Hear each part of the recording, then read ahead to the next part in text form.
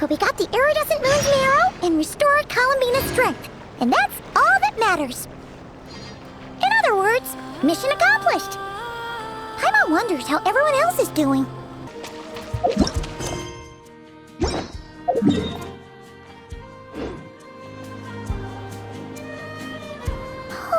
Do you think the others are making good progress?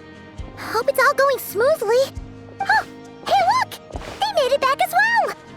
Flintz! Llama! How did it all go? All is well, thank you. Nefer and Yehuda had to stay at the curatorium to wrap things up, so they won't be joining us for now. I ran into Miss Nefer and Miss Aino on the way back. Their work is still in progress, so I suspect they won't be back for a while either. You seem rather cheerful today, Mr. Flintz. I certainly am. I achieved what I set out to do and came away with more than I bargained for. Fighting alone can get quite tedious, but I had the good fortune to run into a pair of brave young warriors. We meet again. How have you been? Albedo! What are you doing here? That would be a natural assumption to make. It's also the correct one. These two courageously lent me a hand while I was fighting the wild hunt. When they told me they were Servarka's colleagues, it all made sense. And given how people of outstanding talent tend to cross paths, it's no wonder you're already acquainted. So, who's your travel buddy, Albedo? Why don't you come and introduce yourself?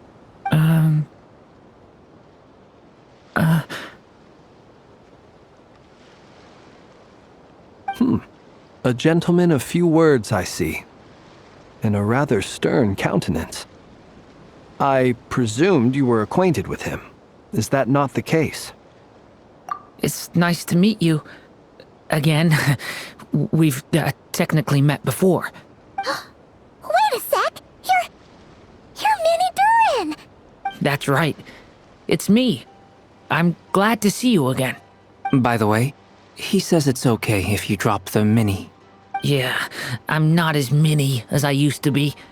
Interesting, isn't it? The first step towards blending into human society appears to be reflecting on whether one's name really reflects who they are. Wow! You look so different! In a good way, of course. It's great to see you looking so healthy. Thank you, Paimon. And although you're as mini as ever, I understand that diminutives don't always convey endearment. I'll be sure to simply call you Paimon as a sign of my great respect for you. Wow! You're such a smooth talker now. Paimon could get used to this. From now on, you may refer to her as your esteemed guide, Paimon. Personally, I think our little Paimon is the perfect size. When people call her Little Paimon, it's just because she's so adorable that they can't help themselves. If that's not a sign of endearment, what is? You're absolutely right, Miss Llama. My brother still has a long road ahead of him when it comes to understanding human relationships. Anyway, speaking of long journeys, didn't Columbina, leave with you? How come she isn't back yet? She's been catching up with old friends. Wouldn't be surprised if she stopped for a cup of tea or a 10 on the way back. Uh-oh. People are talking about me. Hope it's nothing negative. Judging from your expressions, I'm guessing it all went well? It's getting crowded here. I'll go grab some chairs. No need. This is a job for an alchemist. I'll whip some up momentarily. Thank you for your hospitality, ladies and gentlemen, but I was merely escorting my friends back. I'll be meeting Zendrone shortly, as we still have some things to discuss. It's been a pleasure, everyone. But this is where I'll say goodbye. We really appreciate your help. Oh, come on. Spare the formalities. I'm just glad I could help out some true friends. I understand.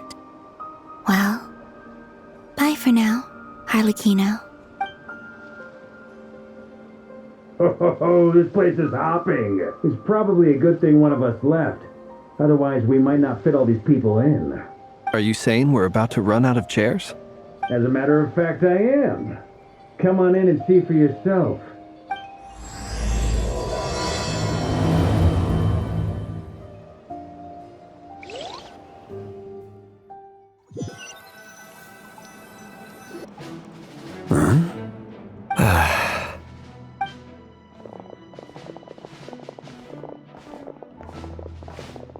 I overheard your little chit-chat outside, by the way. With Miss Columbina's colleague gone, we should be back to the original crew plus the other colleagues I brought in. Though it looks like we have another new face. Someone else managed to rope in a colleague too? Frankly, you and Paimon are the only people I know here. This here is Deansliff, colleague of Tibet's greatest guide, Paimon, and greatest adventurer, the Traveler. Well, not exactly colleagues, more sort of friends. When someone else jumps in to do the announcing, you know you're speaking to someone important. Let's hear what he has to say. Note to self. Once Paimon knows your name, the rest of the world will soon follow. When he comes looking for us, it's usually something important. Paimon's guessing you've heard about the Wild Hunt, then. From the looks of it, you're about to hold a meeting. If I were to say that the Wild Hunt is our mutual enemy, would that earn me a seat at the table? As the saying goes, the enemy of my enemy is my friend. Mr. Dainsliff, there's a seat with your name on it. Though, I can't promise the same for everyone else. Hey, Albedo, think you can rustle up a couple more chairs? After all this time apart, Grandmaster Varka's first order is to rustle up a couple more chairs. I've missed this. Is he being sarcastic? Hey, he's your brother. Why are you asking us? I've still got a lot to learn about the nuances of human conversation. Trying to decipher Albedo's way of speaking has been like jumping in at the deep end. Oh, good point. Paimon gets you now. Don't sweat it. There are people who go their whole lives without getting the hang of it. You're ahead of the game already.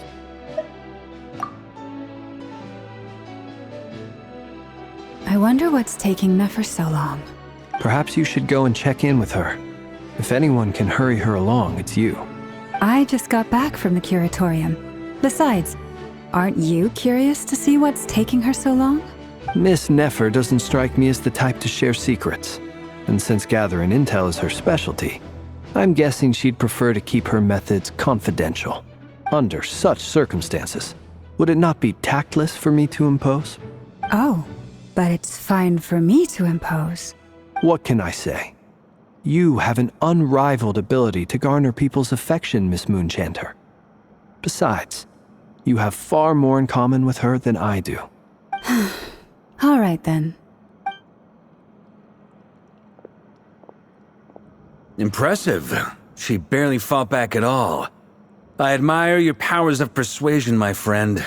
As I'm sure Miss Lauma will realize soon enough, the trick in life is to always pitch in with other people's responsibilities so that you can be selective with your own.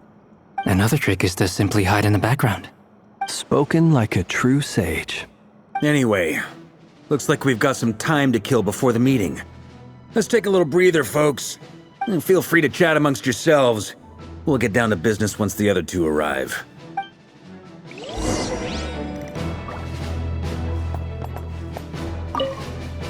You're both awfully quiet. Why don't I start us off with an icebreaker? Much obliged. Have either of you ever had your portrait painted? If not, I'd be glad to help. That sounds like a lovely idea. You know how to paint, then? I dabble occasionally. He's an excellent painter. Tables, chairs, people, dragons, you name it. He'll paint it for you. I'm flattered. If I ever get the chance, I'd like to give it a try myself. I'll bear that in mind. Anyway, how about you, Durin? What sort of portrait would you prefer? Oh, I'd be fine with anything. Whatever style feels best to you. Very well.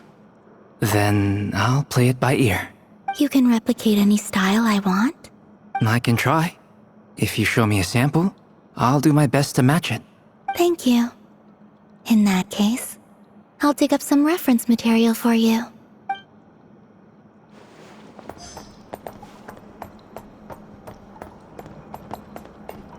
Is there something you'd like to say to me?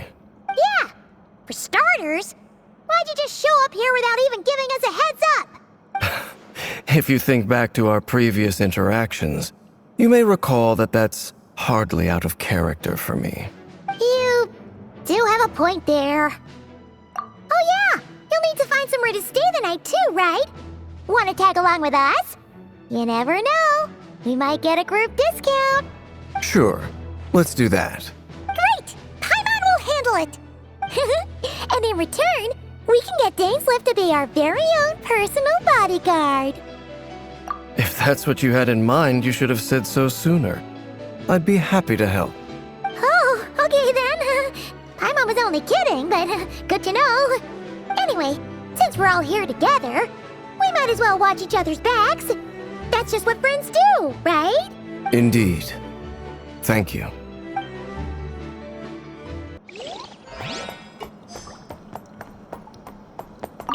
Truth be told, I can't remember the last time I was in a meeting with so many people. You're not alone there, my friend. The Lightkeepers also struggle to bring everyone together for a serious discussion. I don't doubt that. I've only ever met two Ratniki, one being you, and the other being that young guy, Itlua. Itlua is a good apple. I'll give him that. He's kind, honest, and regularly delivers supplies to my lighthouse. A true Ratnik to the core. In that sense, he puts me to shame. So you're what? A fake Ratnik? That's what it sounds like you're saying. But I get the feeling that's not quite what you meant. Come on, why the awkward silence? Sorry. I'm not even gonna bother trying to hide it. You've known all along, haven't you, my friend? Now that was an awkward silence. Let's just keep this between ourselves. Probably best if Itlua doesn't know, huh? That goes without saying. Gotta be careful what you share with youngsters, after all. Anyone else in the know? Let me guess. The Traveler and Paimon? It's dangerous being too sharp for one's own good, you know. Then, in the name of the Animo Archon Barbados himself, I swear your secret's safe with me. When we went for drinks, you said that you and Barbados were practically best buds. In the light of that claim, do you really expect me to take your oath seriously? Of course. Just as long as you don't go spreading around the fact that I'm close with Barbados, all right? Fair enough, then. Nothing like a bit of mutual leverage to seal the bonds of friendship.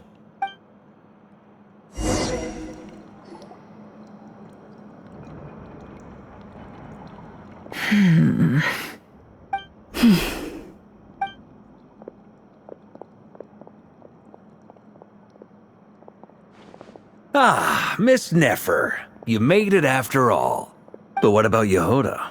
I'm here to give you an update on how things are going on our end. Once this is over, I'll be heading straight back to continue my work. I left Yehoda back at the curatorium to watch over things while I'm gone. So much for just this once. Shh! Not so loud! We're on a roll here. What if she remembers and suddenly decides to back out? Did you say something, Mr. Varka? Huh? I didn't say anything. Right, Flints? Must have been a frog. They get so noisy around here at nighttime. It's like they're putting on a concert in the background. Anyway, before we begin, there's a few introductions to make. Let me start by saying that it's an honor to be speaking before so many distinguished colleagues and collaborators. First up, we have Miss Lauma. As Moon Chanter, she's the leader of the Frost Moon Scions, a local religious community in Nod-Krai. Then there's Miss Nefer, boss of the Curatorium of Secrets, an intel gatherer extraordinaire. Nefer is leading the investigation into Rerer's background, assisted by Yehoda and Lauma. From the little I've heard, they're making some great progress. Over here, we have Mr. Flints, a Ratnik and guardian of the abandoned lighthouse. In our last operation, he courageously distracted the Wild Hunt to buy time for the rest of us. For those of you who've never met, this is Mr. Albedo, a renowned alchemist and captain of the Knights of Favonius investigation team. By his side is a new face for us all, myself included, Mr. Durin, who has come to lend his aid. Next up, we have the Moon Maiden and former Fatui Harbinger, Miss Columbina. Then we have the Traveler, who's earned more titles than I could possibly hope to list out, so I'll spare you the rundown. And Paimon, the ultimate travel companion and quite possibly the best guide in all of Tevat. Wow! That's a lot of people! Great turnout! Miss Nefer, it looks like you might have another job coming your way, so, congratulations on the booming business, I guess. You think I haven't got enough on my hands as it is? Who's looking for me now? That would be me, Miss Nefer. I have a commission for you. And you are? Who I am doesn't matter right now. What does matter is that I'd like you to gather more intelligence about the Recher of Solnari. Well, it's not as if we never take on anonymous commissions. But in your case, I'll have to decline. I'm gonna take a wild guess and say your job's probably more hassle than it's worth. Something about you seems like bad news. It's my eyes, isn't it? Conrian, I assume. And what's with the mask? Are you trying to hide your identity? In any case, the fact that you're even still alive raises an awful lot of questions for me. My name is Dainsleif. And yes, I am from Conria. As I'm sure you're aware, the Recher of Solnari's real name is Rerir. He was once an acquaintance of mine. Really? Then you must have been quite an influential figure yourself. You flatter me, but none of that matters anymore. My point was simply to clarify why I have asked Miss Nefer to investigate Rerir's background. So you're both from Conria, and it sounds like you used to be friends? What am I missing here? Surely you already know how he became one of the Five Sinners. I'll tell you everything I know. The history of Conria, the names and identities of the Five Sinners. I remember it all like it was yesterday. I have never spoken openly of this before. But the truth was exactly as people say.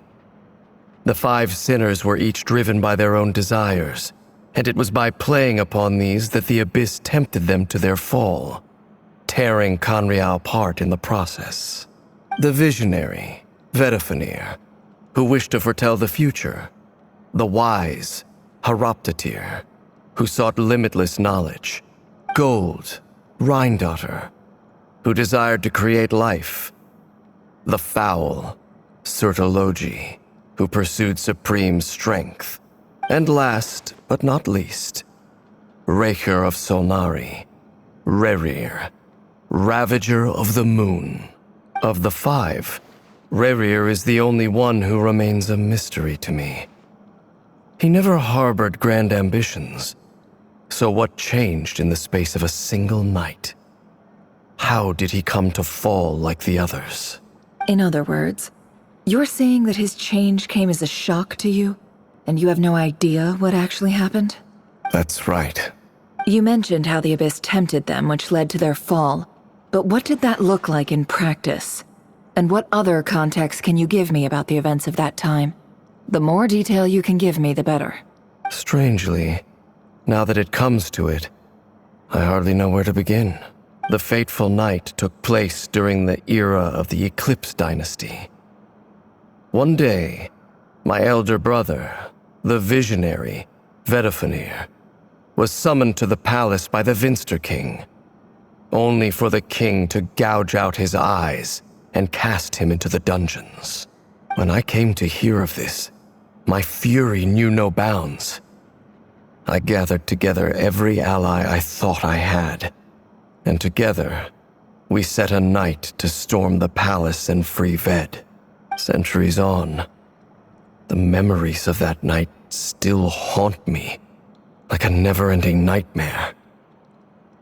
We broke through the palace gates, just like we had planned, each striking towards our separate targets. But then, I was betrayed. Even Vedifenir, the very person I had come to rescue, abandoned me and partook of the Abyss's power. So, it's personal after all. Then tell me, Mr. Dainsleif, What price are you willing to pay? You, of all people, must know that nothing comes for free. I cannot say what price would be worthy of such a commission. But know this. Rerir was not always a madman. Believe it or not, there was a time when he was just an ordinary man, working for the Khanrian Intelligence Service. Uncovering the truth of Rerir's past is the only way to unravel this mystery. But before you decide if you will accept my commission, I will tell you more about him. Enough, I hope, to help you plan your next move. Sounds pretty good to me. Feels like we just flagged down a random passerby, only to discover he's actually a master strategist who has a score to settle with our enemy. Can I borrow your halo? It could be useful in the lighthouse. Hey, enough with the wisecracks! Besides, isn't that lamp of yours bright enough already? Relax. It was meant to be a compliment. If that was a little over the top for your liking, I'll make sure to tone it down next time. I'll give your proposal some serious thought, Mr. Dainsleif. Let's speak in private once the meeting is over. Before that, there's a few things I'd like to share.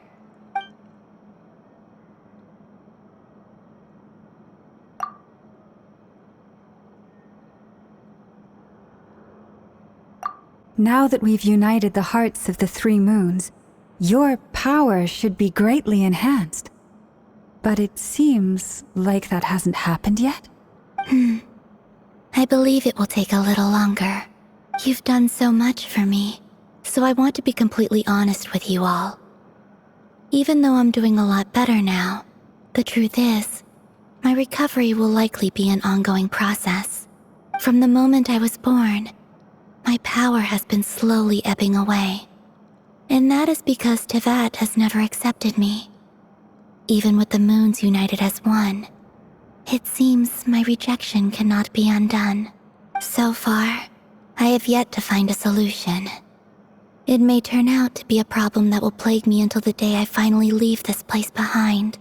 Even so, I will do everything in my power to help you drive out the Reihir of Solnari. As Arlecchino put it, this is not about chasing the spoils of victory. It's just a gesture of heartfelt gratitude. Kutar. Defeating the Reihir of Solnari will be no easy task. While my strength slowly recovers, we'll also need to gather more intel. Naturally. We should take all the help we can get if we hope to defeat him. We've considered several viable plans now, but our choice hinges on the answers to a few key questions. Is it even possible to kill Rerir? What experiences shaped the person or monster he became? And what's he really after? Given Albedo's expertise in alchemy, I think we should leave him to try and answer the first of these questions. Understood. As for the other two, I'm afraid we'll have to count on you again, Miss Nefer. Believe me when I say it's not my wish to burden you. But right now, relying on your skills is our only option. So you're placing all your hopes on me, huh? We can't thank you enough for agreeing to help us. Honestly, I can hardly believe how lucky we are. You sure have a talent for changing your tune, Miss Moonchanter. Timid like Yehoda one moment, then flinches insincere flattery the next. Ladies, please. I must object to your portrayal of me. That's all. Feel free to keep bickering. Just pretend I'm not here. I almost don't want to leave this room. I'm curious to see how this plays out. I have faith in you, Miss Nefer. Something tells me you'll stand by us until the very end. Oh? And what makes you so sure of that?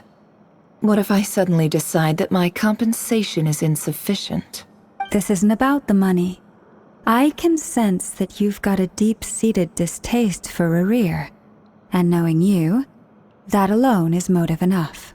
Look at them getting along so well. Like two peas in a pod. And I'm the one they accuse of insincere flattery. There is no justice. Miss Lauma, you have to understand something. Unlike you, I don't actually enjoy having everyone's hopes on my shoulders. Is that right? Well, maybe the fact that I'm willing to put my hopes in other people says more about me than you. But the fact is, I also trust you. And that's because I know that you're someone we can count on. Anyway, we've got our plan, so let's get moving. Mr. Dainsleif, let's talk. And Traveler, once we're finished, if you've nothing else planned, I'd like you to come with me. This whole experience is teaching me a lot. For instance, I now know that when other issues come up in the future, I'll have far more luck getting Lauma to convince Miss Nefer than trying to do it myself. Hate to say it, friend, but that's one of the funniest things I've heard in a while. Why? You think I've got it wrong? Quite the opposite. But what makes it so hilarious is how long it's taken you to realize.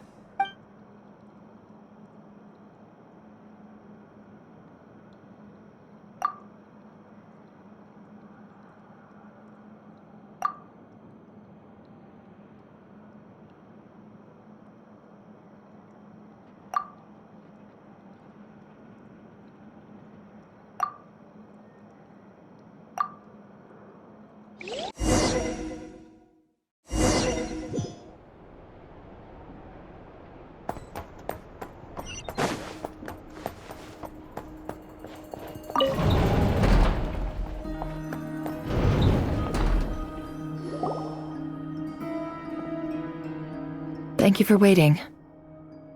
It's okay. We actually used the time to help Dainsleif get a room at the hotel. That's very considerate of you.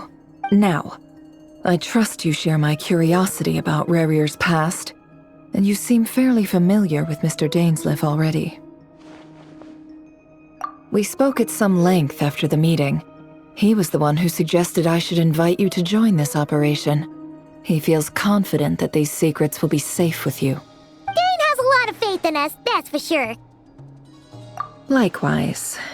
I appreciate that you got right on board without interrogating me about why I invited you. It shows that you trust me to explain everything in due course. That's because we know what you're capable of. We appreciate you too, Nefer. You might have been forced to help in the beginning, but this time, it was your choice. That's one way to put it. Another is this, that once a decision's been made, it's set in stone. After that, my only goal is to see it through. Alright, so here's how it is. I'm going to access Rarier's thoughts again using my confidential method. Now, I'm sure you've seen things like this before on your travels, so you're surely well aware of how dangerous it can be. The reason I've gathered you all here is to ensure my safety during the proceedings. I plan for us to enter the fragment of his consciousness together, and once inside, I will focus on searching for information. Think of this as a diving expedition into someone's brain. If I'm the diver, you are my safety equipment, tasked with keeping me alive while I'm under the surface. Once the ceremony begins, we will all be spying on privileged information. But in the interests of safety, you must remain absolutely silent at all times. We will discuss our observations after the ceremony has concluded. Lastly, any individuals of a weaker constitution are advised not to partake in the ceremony. In any case, Paimon has her own job to do, which requires staying in the room but not joining the ceremony.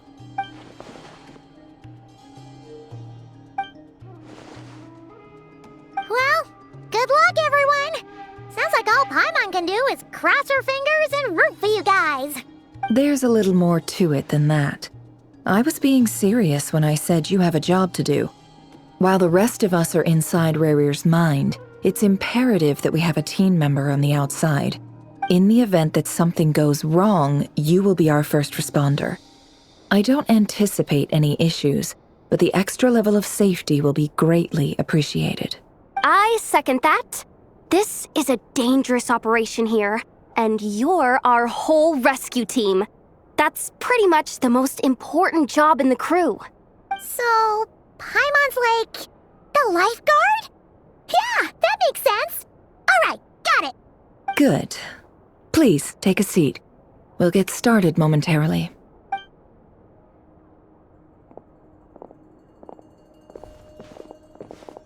So, did Mr. Dainsliff tell you anything else? He told me that he believes Rarier kept some big secrets in his life. He's not sure that they were the cause of his eventual downfall, but he's asked me to uncover what those secrets were all the same. But surely you're not planning to go through with this, no matter the cost. If you think that, you'd be overestimating me. I'm a businesswoman, not a mercenary. But I do have my own professional reasons for taking this job. You think I'd turn down the opportunity to get a first-hand glimpse into Conrian history? No chance. Well, as long as you don't let morbid curiosity get in the way of safety concerns, we're good. We'll do whatever we can to help you. You're such a killjoy.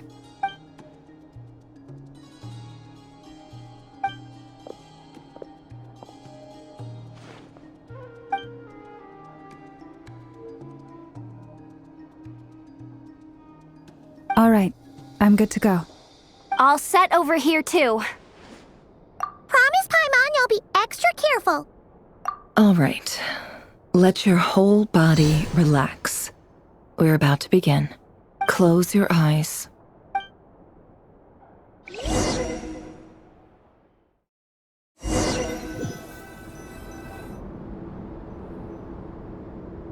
Phew.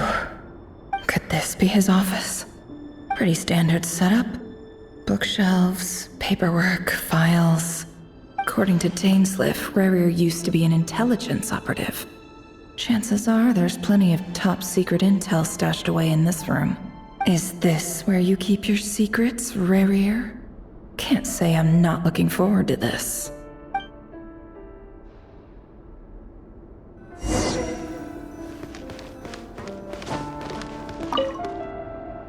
Bookshelves full of documents. Looks like these are all files, packed with the personal details of individual Conrians. The Crimson Moon dynasty preceded the eclipse. Since Rarier worked as a secret agent during the latter, it stands to reason that he was tasked with purging remnants of the old dynasty. Yep, lines up exactly with what Dainsliff told me.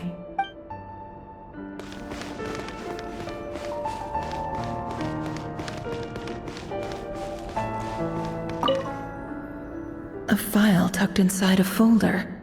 The title reads, Dear Breakfast Shop Owner. It's a list of names, but at this stage I have no idea who any of them even are. Wonder what kind of encryption technique this is. Seems like it has to be inserted into that camouflage device nearby.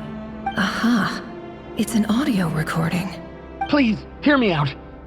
I can't shake this feeling that someone's been spying on our house.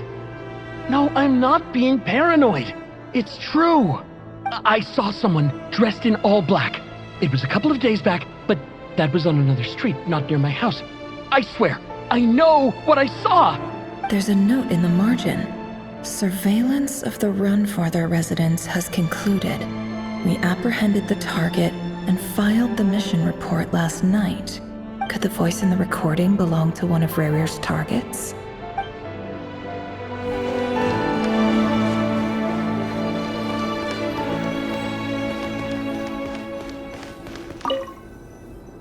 A box containing a ring inlaid with a precious gem. Must be for his girlfriend.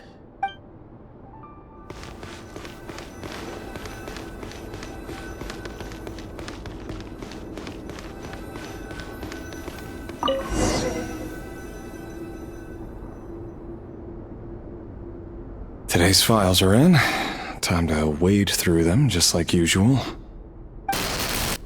Male, 51. Occupation, cook. Confirmed Crimson Moon descendant. Has maintained frequent contact with other descendants over the past year. Poses a threat to the dynasty. Neutralized.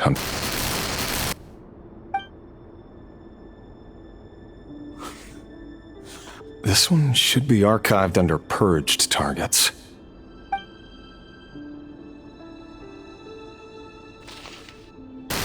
Female, 23. Occupation, office clerk. Confirmed Crimson Moon descendant. Has maintained frequent contact with other descendants over the past year. Poses a threat to the dynasty. Neutralized on...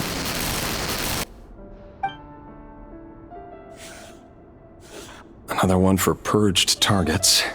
Sounds like she was that other man's daughter. Never mind. What's it got to do with me?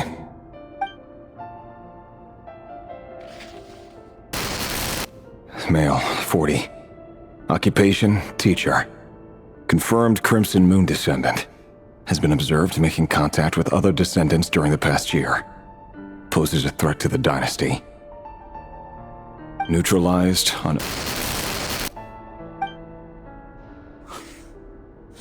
Just another nobody for the archive. Come to think of it, I remember surveilling this man. A case like his never would have been considered a priority in the past. Huh.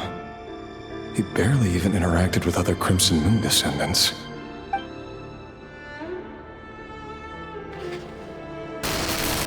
Female, 16. Occupation, none. Orphan and confirmed Crimson Moon descendant. Has been observed making contact with other descendants during the past year. Poses a threat to the dynasty. Neutralized on...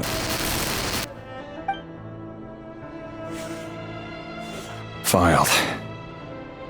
I have no recollection of this girl. None whatsoever. She doesn't seem to be anyone important, but then again, how many of them really are?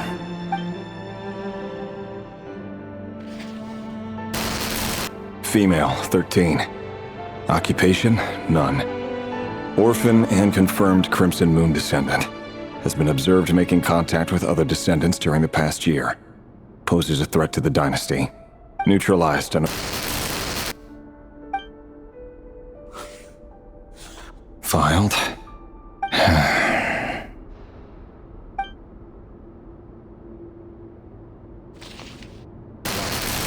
Male, 11. Occupation, none. Orphan and confirmed Crimson Moon descendant. Has not been observed making any contact with other descendants during the past year. Poses a threat to the dynasty. Neutralized on...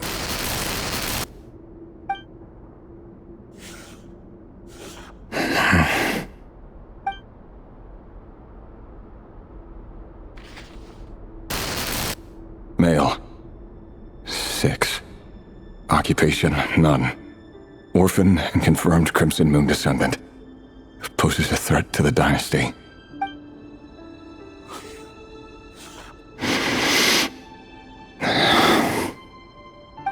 It's funny, isn't it? Your job is becoming both harder and easier at the same time, depending on how you look at it. Sooner or later, the Crimson Moon descendants will be completely wiped out. But as their numbers dwindle, they become harder and harder to track down. That's not how it is. Fortunately, however, most of the able-bodied adults have already been taken care of. The remaining weaklings will be increasingly easy to deal with. No! No. My job is to ensure the survival of the Eclipse Dynasty. And the only way to do that is by eliminating any and all potential threats. It's a perfectly legitimate line of work. Every single one of my colleagues can attest to my fairness. And if my friends were aware of the facts, I know they'd back me up too. Assuming, of course, that they were aware of all the facts. He looks even gloomier than last time. I wonder what's changed.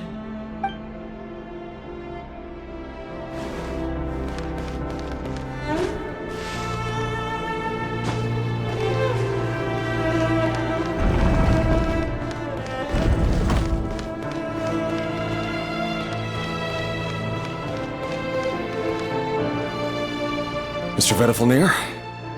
It's been quite some time since we last met. Rerir, I trust you're here because you have something important to discuss.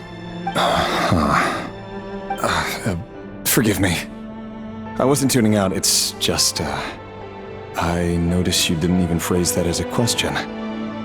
As if you knew I was coming. Tell me, does someone in your position ever feel the need to ask questions at all? It is indeed within my power to foresee certain things. Things like your arrival. I was just thinking. It won't be long before I'll be inviting both you and Dain to my wedding. That isn't a lie, but nor is it a fact as such. It's a wish, isn't it? No fooling a prophet, is there? Ever since that day we met for drinks, I knew it was only a matter of time before you came looking for me. Does it feel good? Knowing how the future will unfold. I'm afraid the notions of good and bad fail to capture the complexity of what such a power entails. Once you've seen what will come to pass, it can be all too easy to succumb to fear and melancholy. Unless, of course, you learn to abandon these feelings. You fear my silence, and long to hear the words I left unspoken that day. That's right. You must have noticed my reluctance to broach the subject, and the reason is simple. Because the truth could never have lived up to your hopes. For both our sakes, such words are better left unsaid. The burden of prophecy was never meant for your shoulders. So who exactly do you deem worthy to hear your prophecies? None but our exalted king? Or rather, our king as he once was. You're closer to his majesty than I am. You must know better than anyone how much he's changed. You say that as though it is to my benefit. Yet precisely because of that, I dare not speak rashly. A king can turn out to be the most virtuous of rulers, or a tyrant more terrible than the most vicious of dragons. You are so wise and far-sighted, yet still you would have me live in fear of the unknown? You make a fair point. Especially given my silence alone was all it took to send you spiraling downwards. Very well then. Let me offer you some advice. And I say this not as a prophet or a visionary, but simply as the brother of your friend. For many reasons, there is very little chance of your marriage ending in happiness. If happiness is what you seek, you should find another fiancé.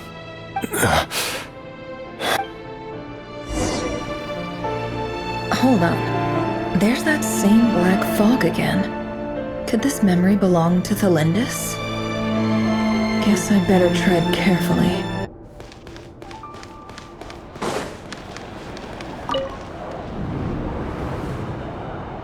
Wait. Hear me out. This time we finally got a clear look at his face and learned his true identity.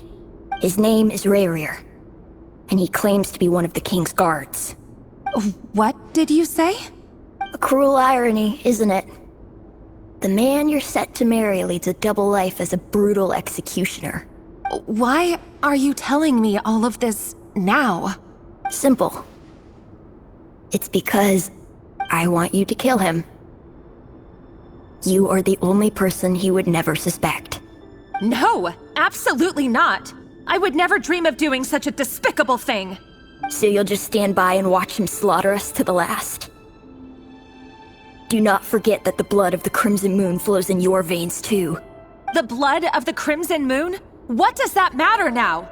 The dynasty has long been dead and gone. You think that alone is reason enough for me to throw away everything I have? Why wouldn't it be? You too were once a child of the Crimson Moon, just like me. Don't tell me you've never felt so much as a flicker of fury for the way we were trampled into the dust. As long as you promise to abandon this pipe dream of restoring your dynasty, I can try to persuade him. Or have him persuade the Vinster King. Persuade the Vinster King? Do you even know why he's so obsessed with hunting us down? Why he keeps trying to force us to hand over our secrets? over and over again? Or why we refuse to give up on restoring the dynasty? The Vinster King. A blind fool. His eyes clouded by powers from beyond this world. A petty little man with a miser's heart. And he dares to sit upon the throne? Mark my words. Sooner or later, Khaenri'ah will fall. And it will be his doing. If you can't bring yourself to do it, so be it. Just you watch. It won't be long before calamity descends upon us all. The Re'hir of Solnari. That really is quite a secret you've been keeping from me, Re'hir. But who am I to talk? Am I really any better? I've kept my own past a secret this whole time too. Love should be built on honesty. But ours was born from lies. And yet, is it really so wrong to hide things that would only make life harder? If we don't cover up the parts that no one else should see, how can we go on pretending to be normal? Vedifilnir must have known all this. And that's why he made his prophecy. In the end, nothing stays hidden forever. But I won't just sit by and watch this disaster unfold. I'll do everything in my power to protect what I cannot afford to lose, no matter who I have to face.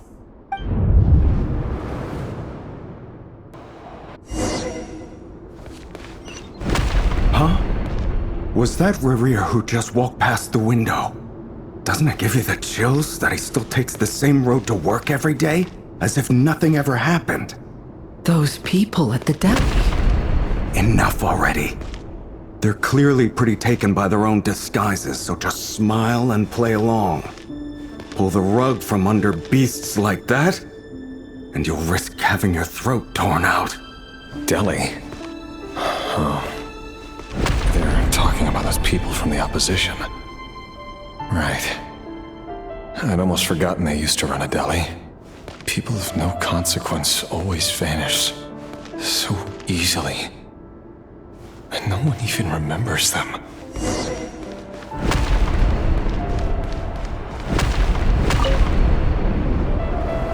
But surely you can see he's not the man he pretends to be!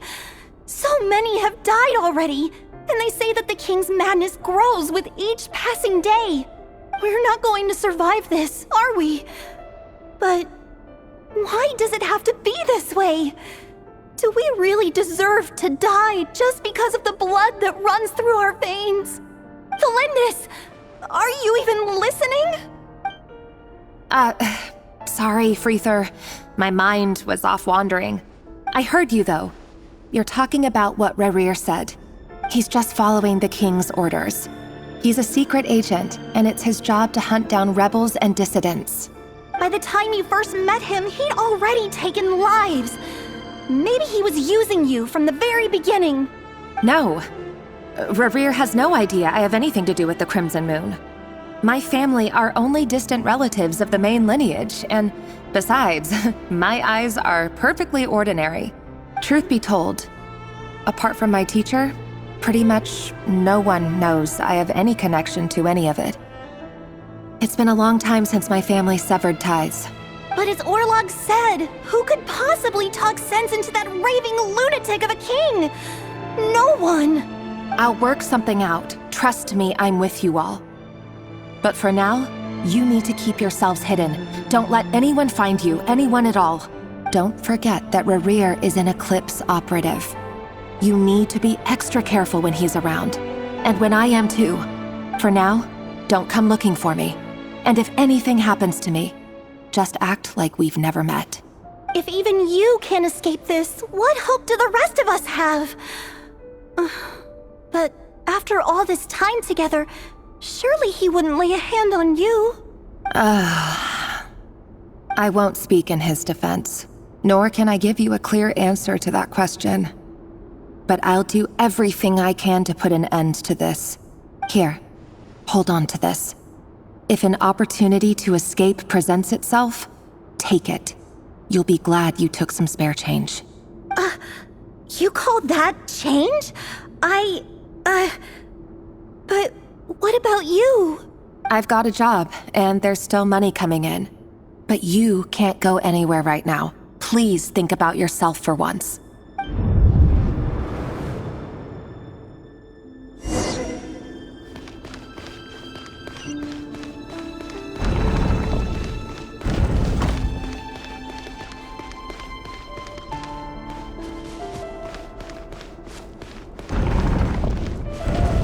Another day, another round of assassination training.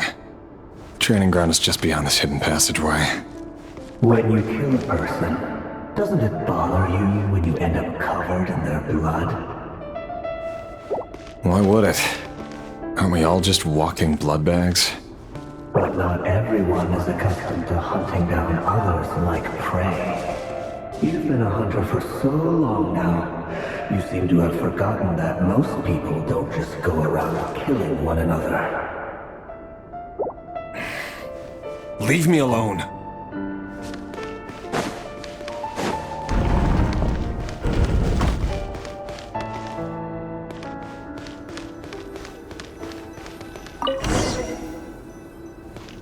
Make sure you have a firm grip on the handle, then choose your angle well. Keep your movements light and brisk, and the prey won't sense a thing. I got that. I'll bet no one ever died a quiet death at your hands. I work clean. No traces.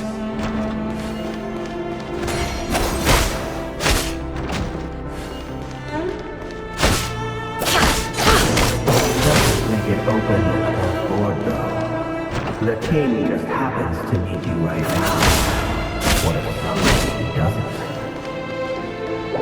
That won't happen. Ever since you fell under the spell of that power, in the beginning, you only had to take out a handful of The ones I've dealt with have always been guilty, and I've carried out my work flawlessly. It all adds up. No more lies.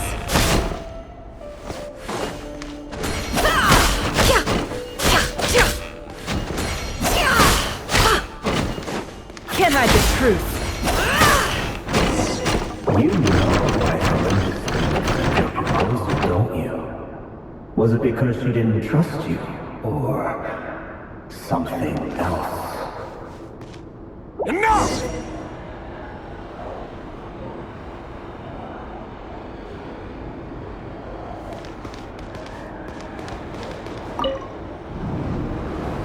Delindis, do you still remember Orlog? Orlog? The boy who was pretending to sell flowers. You spoke for quite a while, didn't you? Yes, we did. What about him? He was arrested 2 days ago. Chances are he's already dead. He... I just don't get it! After everything he's done, why do you still stand by him? Or does it mean nothing to you that people keep dying? No, that's not... Just hear me out. I need to go now, Delindis. They're looking for us. You take care too. If you ever need a place to hide, come find us.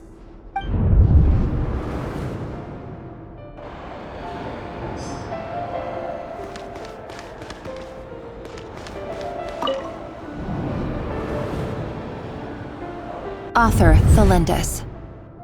Over the course of this week, the research object was subjected to interference for a total of 47 hours for experimental purposes.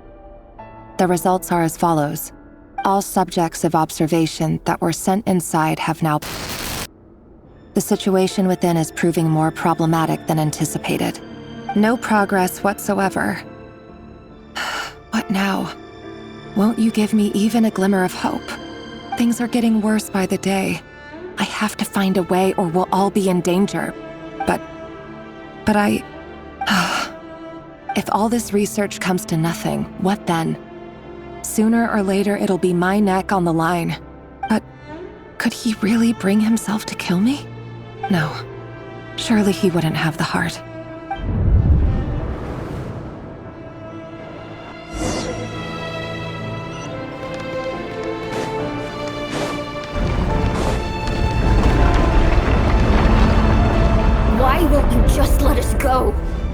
don't even know each other. All we want is to live ordinary, peaceful lives. You want to live?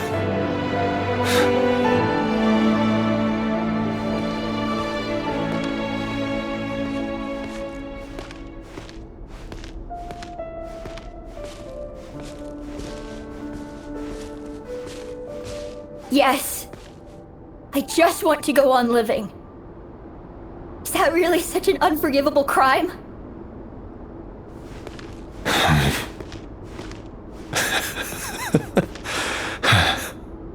You want to go on living. I want to keep living too. To keep living forever.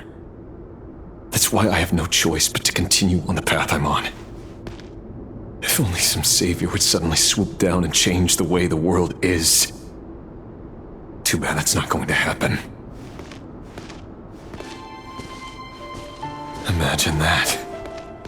If there really were such a person, you and I wouldn't be standing here like this, would we?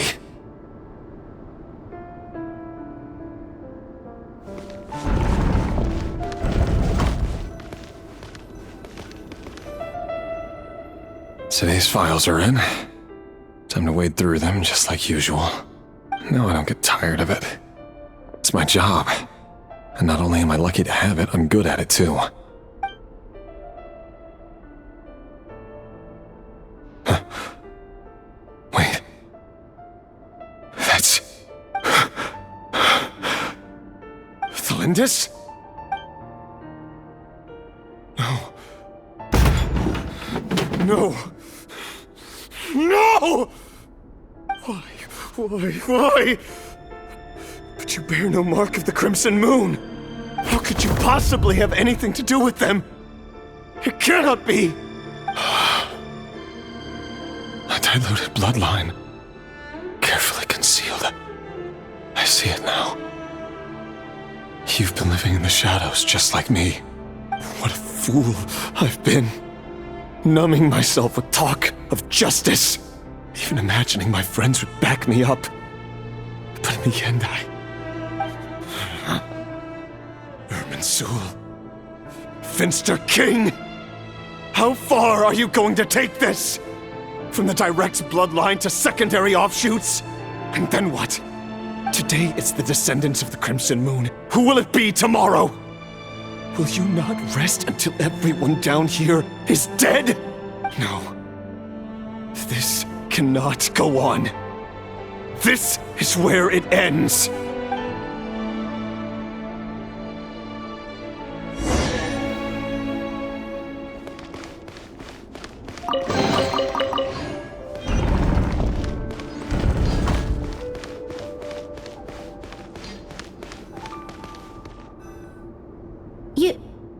You're really letting me go? I am. As long as you can guarantee that no one will find you. Don't worry, I'll be extra careful. No one will know I was here. But... what about you? Me? If you let me go, you won't be able to complete your mission, will you?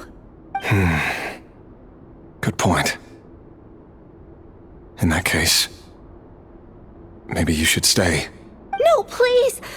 I just want to see the outside world again. To... Go on living? Yes. I know you're a man of your word. So please, just let me go. If I let you leave, what will become of me? Just kidding. Go, now. But remember, don't let anyone know you were caught. We'll be seeing each other again very soon if you do. Even shadows in the dark must live by a code. But you can't save everyone. You've been whispering in my ear for days now, Vedifilnir. What are you trying to do? Break me down? I only say this because you long for an answer to your problems. Let her go, Rerir, or you risk losing everything. I will not abandon Thalindis. then you'll need a little more vigilance and a lot more power. The world is changing, Rerir. Keep your eyes peeled for your moment of opportunity. That voice used to be so unclear, but now I know exactly whose it is. It's Vedalfnir. He won't tell me how to actually resolve any of this, but he keeps trying to manipulate me like a puppet. What's his game here? Tell me then. What will this moment of opportunity look like? And no answer. He's like a ghost. Always disturbing me when I'm on edge, but never answering when I need him most.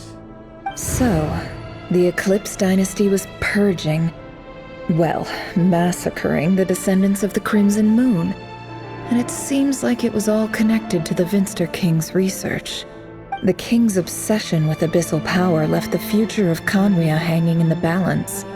No wonder every aspect of Rerir's life was so unstable.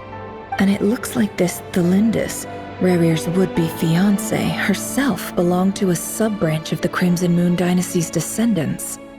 It almost defies belief that a couple like them could hide the truth from each other for so long. If the Vinster King hadn't intervened in such a drastic way, they might have gone on deceiving each other for the rest of their lives. And why does Vedalfnir, Dainslif's older brother, keep talking in Rerir's head? This guy kept more secrets than I ever imagined. The human mind is like a vast desert of shifting sands. When you follow the flow of someone's memories, you only ever see the parts they're willing to let surface. Time for something a bit more creative. We've been inside Rerir's mind this whole time, building up a picture of his psyche. There's already enough clues on the board to start reading between the lines and mapping out the rest. Now, we can finally begin to put the pieces together. Sure, it'll only be a reconstruction, part simulation, part reasoning, but it's usually pretty accurate. Once we've built up a cognitive profile, we just need to cross-check the logic behind his actions. And then we'll be able to take a sneak peek at whatever it is that Rerir has really been hiding.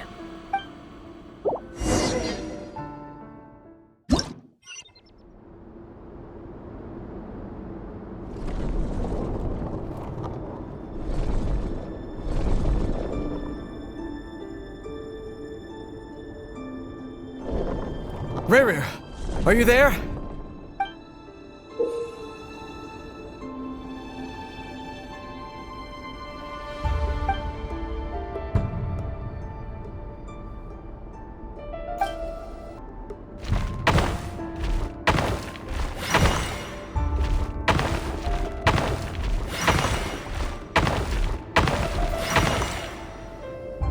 Hey, Rerir!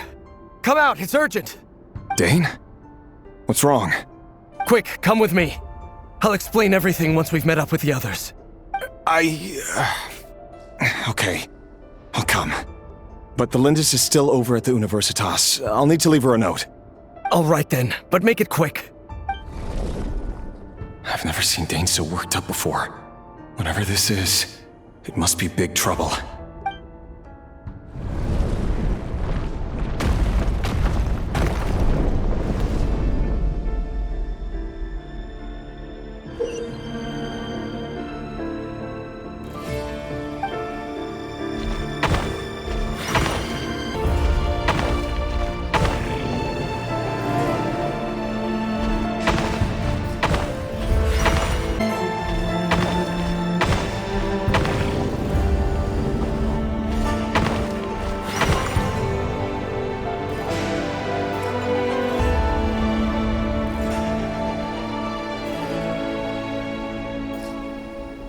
Well, this is a nice change, meeting you all at this hour. When men and women of ambition can speak face to face in broad daylight, I say that's a big step forward for our dear Khaenri'ah. Don't be ridiculous. We do not fear the day. Why would we seek refuge in the night? You might ask your blade that same question. I'm told it prefers the cover of darkness. The word on the street is that Sir Delogi only strikes when he has an unfair advantage. but that is patently false. I see you're missing an arm and a leg. Surely only a fair fight could explain that. If this is your way of offering me replacement limbs, believe me, I'll take them. Oh, we can certainly discuss that. With bioalchemy, anything is possible. Assuming I have your full support in my research. Lunatic. Roptatir, what brings you here? Why, Dainsleif, of course. He invited me. Please, cast aside your apprehensions, Miss Rhindaughter. Whatever the rumors may say, I am but a humble servant of the king, and I can assure you he affords me no greater convenience than he does you. Well, the Universitas Magistrorum won't stop fawning over you, so at least some of the rumors must be true. You're clearly doing well for yourself, so drop the humble servant act. It endears you to no one.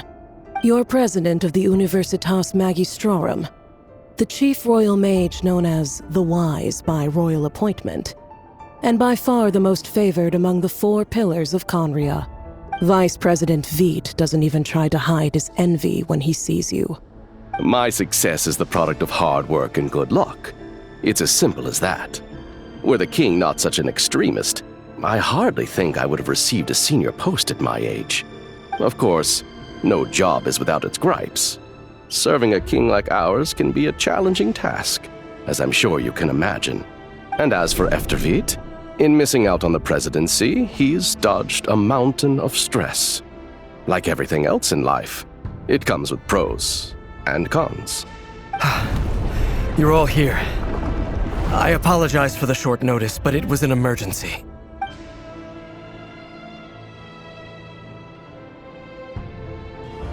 You must be Rerir. Mr. Sertologi. Yes, I handled your case file during your sentencing.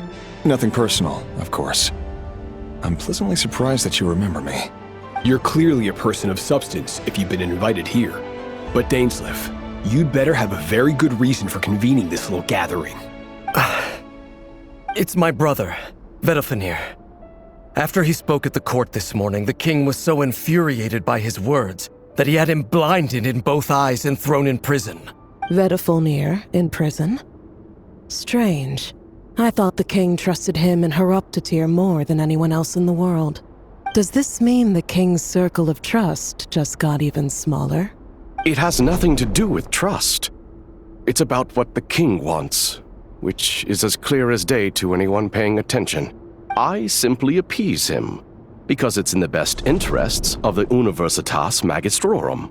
And also because you're slimy. Vedalfenir, perhaps less so. But still, a visionless visionary? It rather inclines me to think that qualifications are not what get you ahead in Khaenri'ah. Do you honestly think this is an important discussion to be having right now? Dain, what are you planning to do? Rescue Vedalfenir, I assume. Correct. It will mean storming the palace by force. Tonight. I need all of you on my side. That's far too dangerous. And don't forget, Dainsleif, you're captain of the Royal Guard. You swore an oath to the throne. You've been planning this for a while, haven't you? I have no desire to commit treason. But whatever critique the king may have of Vedalfenir, disfiguring your most loyal subject for putting the best interests of his court and nation first, this is not the conduct of a wise ruler. My blade will force the king to see the error of his ways. So, Vedalfenir's prophecy enraged the king. I'm sure it wasn't what he wanted to hear, but if he won't take counsel even from the visionary, that is deeply troubling news. The extent of His Majesty's madness is now all too clear. The question is, how does a man like me get out of this situation unscathed? You have noble ambitions, Dain, but I'm afraid they don't do much for a guy like me. I'm not interested in saving the world. All I want is a letter of pardon. A letter of pardon? For whom? Thelindis? The chances of the Vinster King issuing a pardon for anyone connected to the Crimson Moon seem vanishingly slim.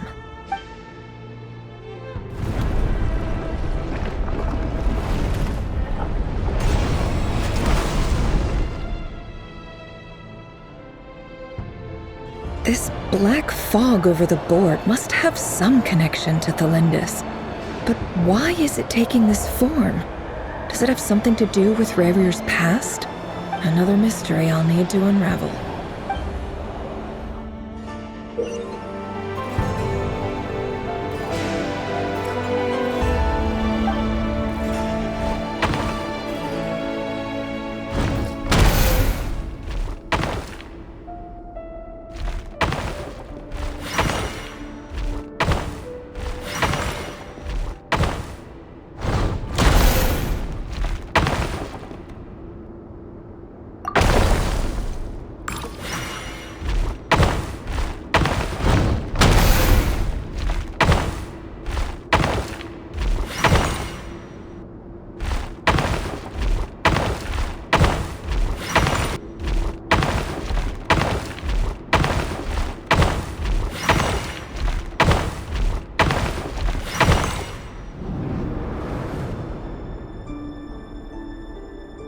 Author Thelindis.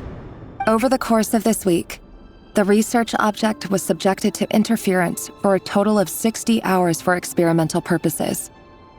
The results are as follows. Research dating back to the Crimson Moon Dynasty has established 2 points regarding moon marrow. Firstly, its origins have something to do with a god's power. Secondly, it serves as a portal to an as-yet indeterminate location. Moon marrow can thus be defined as a spatial gateway. However, there are a number of hurdles to overcome before we can answer the question of where it leads to. To start with, opening the gateway requires a specific power source, which the relevant literature indicates. An enormous amount of power is then required to keep the gate open. Currently, the total power output of our instruments remains in the single digits. To make matters worse, I am now the only staff member remaining in the Moon Marrow lab. The Universitas Magistrorum recently decided to move most of its personnel into abyssal energy research, which has stymied all Crimson Moon-related projects. This is not a wise move. I have always maintained that placing all our hopes in a single source of power is risky, especially one as poorly understood as this. As well as making ourselves overly reliant on a single resource, we are neglecting other promising technologies. I apologize if this comes across as disrespectful. But as a Moon Marrow researcher, I desperately want to see the world beyond the gateway. If we really made it there one day, what would we find? And how would we go about taming the unknown? My imagination is endlessly fueled by questions such as these.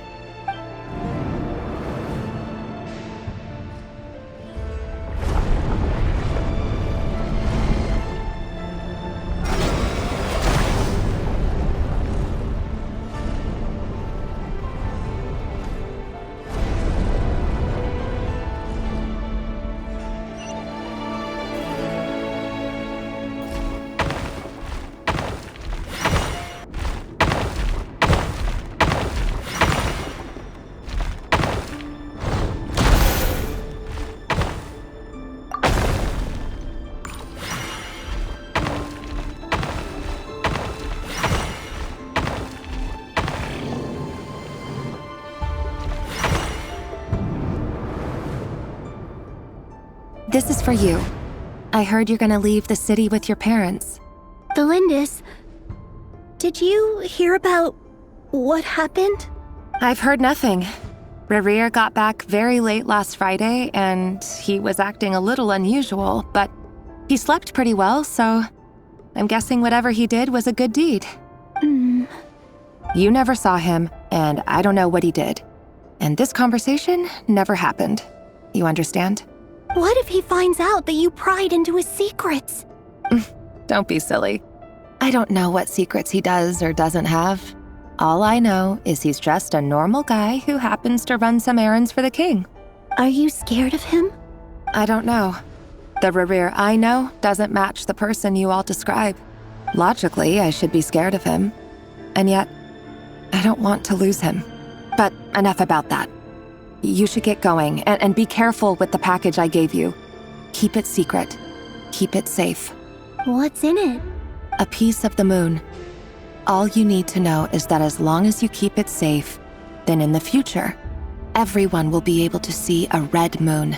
A red moon? You mean our moon? That's right. Our moon. Promise me you'll look after it? I promise, Thelindis. The Crimson Moon bloodline will never die out. Its light, the color of blood, will become like a fire that flows in our veins, no matter how long it takes.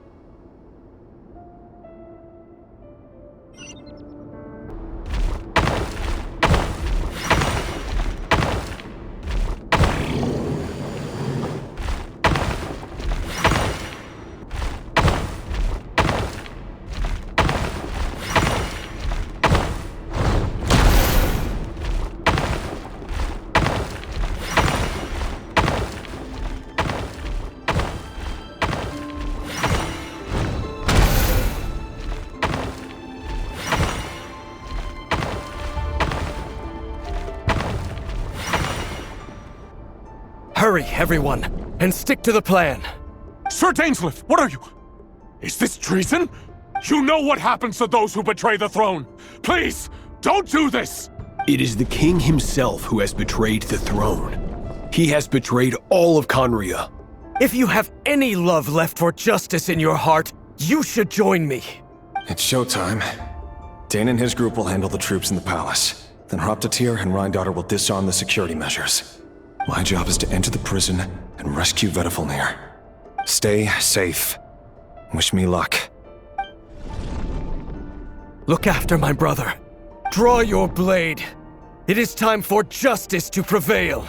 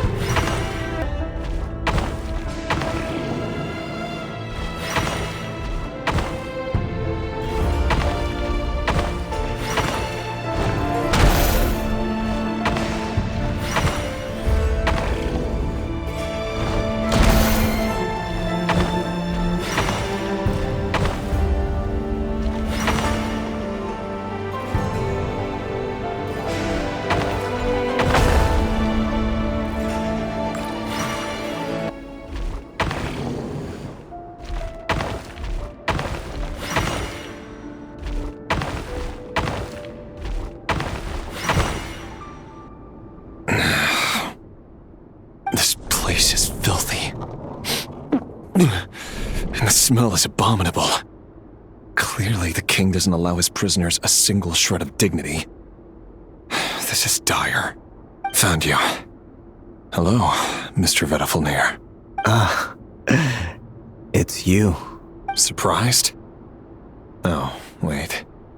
I guess surprise isn't an emotion that prophets feel very often. I certainly felt some surprise in the moment when I was blinded.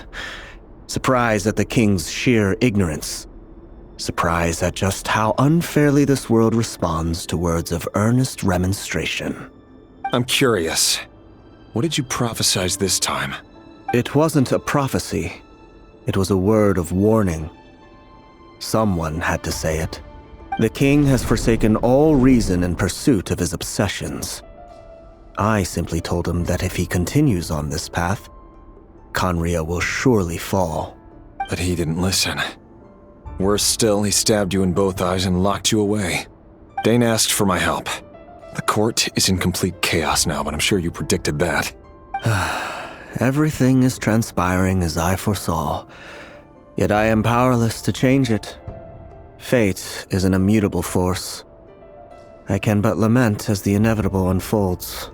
I do wonder whether giving a man the power to see the future does nothing more for him than slowly crush his spirit. Forgive my curtness, Vedafulnir, but the king did not suddenly turn on you today. His suspicions have been brewing for a long time. You can't have wisdom beyond the reach of your fellow man without attracting his fear and suspicion. There are things the king does not want to see. So, he doesn't want you having visions of them either. He blinded you because he thought this would make the visions stop. He wasn't entirely wrong. I did indeed lose my power to see the future. Right up until... Until what? Just now. I believe I saw something new. Well, tonight could go a lot of different ways. 5 of us banded together to storm the palace, also we could rescue you. This will go down as the most tumultuous day in Khaenri'ah history. I sense hatred in you, but also hope. A desperate hope that with the tyrant deposed, that will be the end of the story. But this is not the end. It is the beginning of a new chapter, in a whole new story. There are many men of honor and courage in this world, Rerir. But you are not one of them. You're not here for justice, are you? You're here for yourself. Is that a dagger? Interesting. Why not the polearm? It was always your weapon of choice. With your abilities, I don't doubt that you were able to recover some of your sight. But I also doubt that you want to make an enemy of me right now. Of course not. We're on the same side, aren't we? We could be. But I need you to be honest with me, Vedafulnir. At this point, you're my only hope for the future. You mean your future? With your beloved, Thalindis? Yes. And I know there are bigger things at stake here. A dynasty, a nation, maybe the entire world. But forgive me, I care first and foremost about myself. I can't abandon the one I love to save myself. I just can't do it. But you see a broader picture of the future than I. You see the solutions to the biggest problems of our age. So tell me, what is my solution? What's the answer? In matters of fate, answers are either right or wrong. What will be and what will not. Maybe you are willing to pay a certain price in the pursuit of happiness, but unfortunately, fate does not negotiate. That is the cruelest thing about fate. It is unmoved by your sacrifices. That can't be true. I know it's your voice that I keep hearing in my head, urging me to see how the world is changing, to seek more power, so I can protect the things I love. You show me disaster, but you won't show me how to avoid it? Why? Why are you doing all this? My voice. In your head.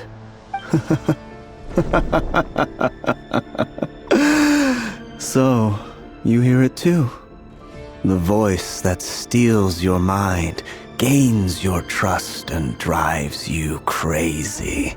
It turns out that we are not so different, you and I.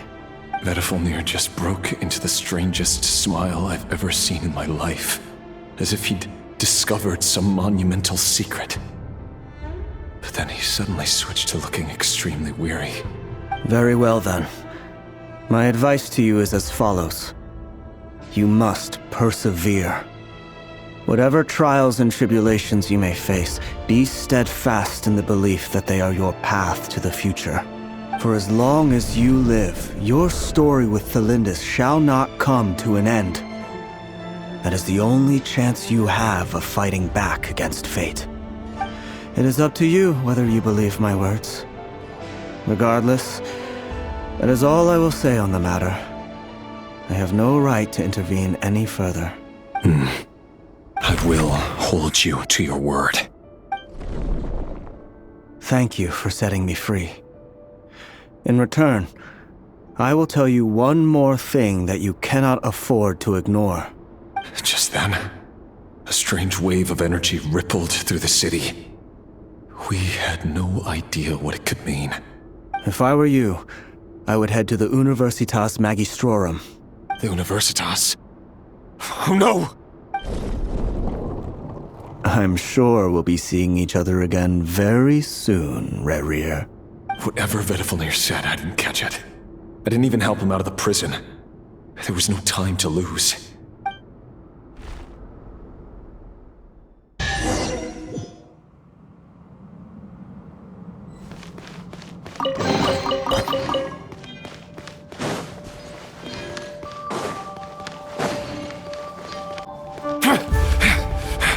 Monsters?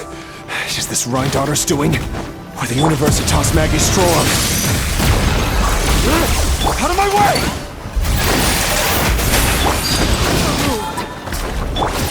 It all adds up.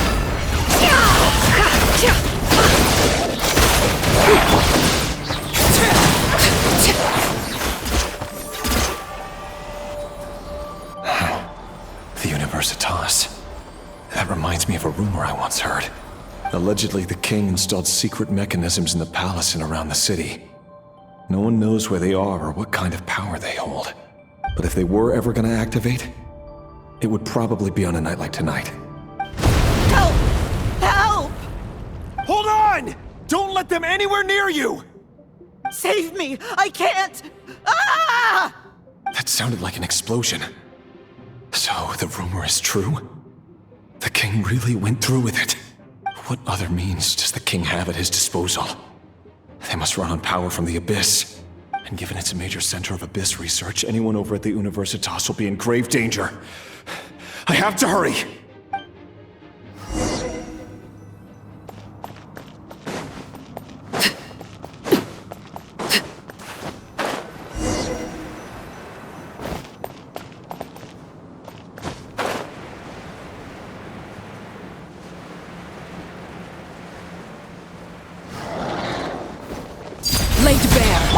Sequence initial. Take it easy. Everybody stand! Preparing for dust up.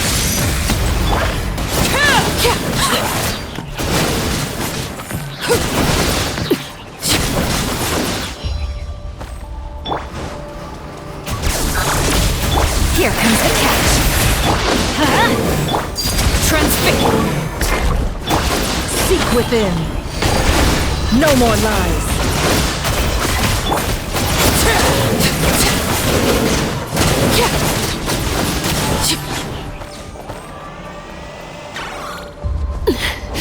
Commendable. Witness my rise. Laid bare. Annihilation mode.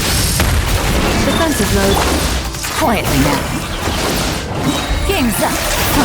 Teamwork is dreamwork. Count!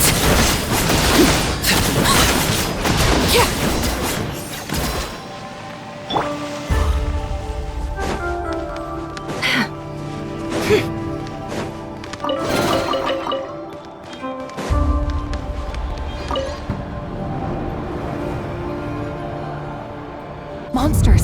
At the Universitas Magistrorum? Why now?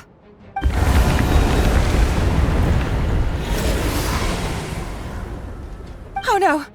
They're coming! It's no use, the table won't hold out much longer. The weapons! Where are the weapons? Of course.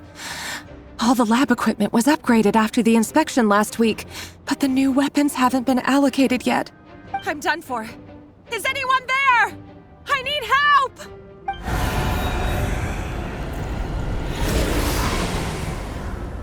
Ah! Stay back! Please stay back! Please!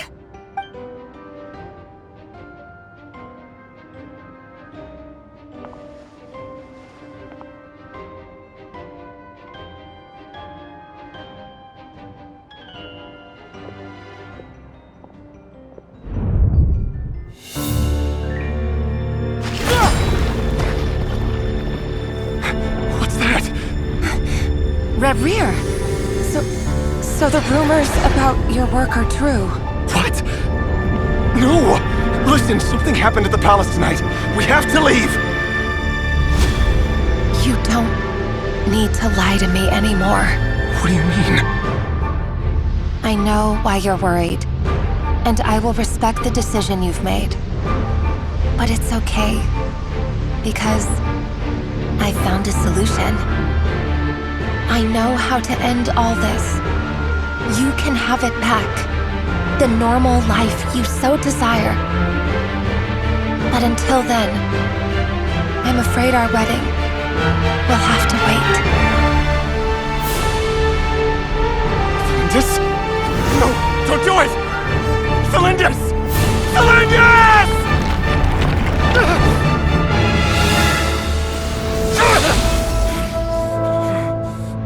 I told you, Rerir. Let her go. You will find someone better. No! No, I won't do it! I have to save her! By what means exactly? A lowly pawn. You lack the power and the strength of will. Do you know a way? Tell me! Come to the palace. Join us.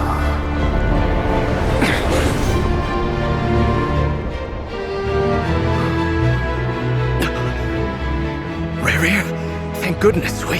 Step forth and take your share. You made it. Not you too.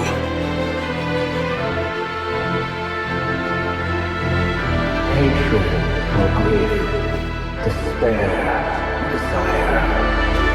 We all have our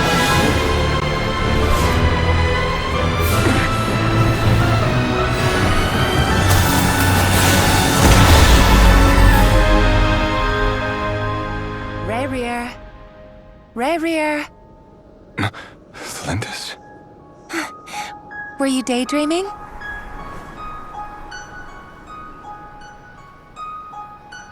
You still remember, Rerir? That question you asked me a couple of weeks ago? Oh. You mean the proposal? Yeah. I'm wondering, where do you think would be a good place to discuss it? Maybe in the garden? Or were you thinking a fancy restaurant? It's your choice.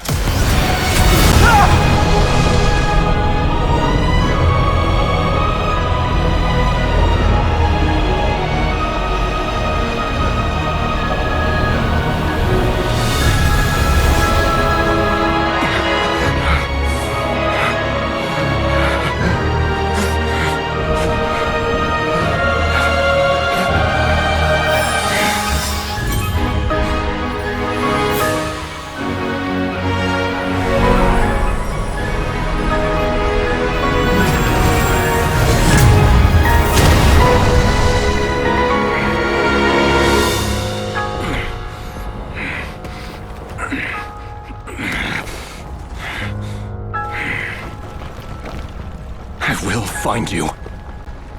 And then, you can give me your answer.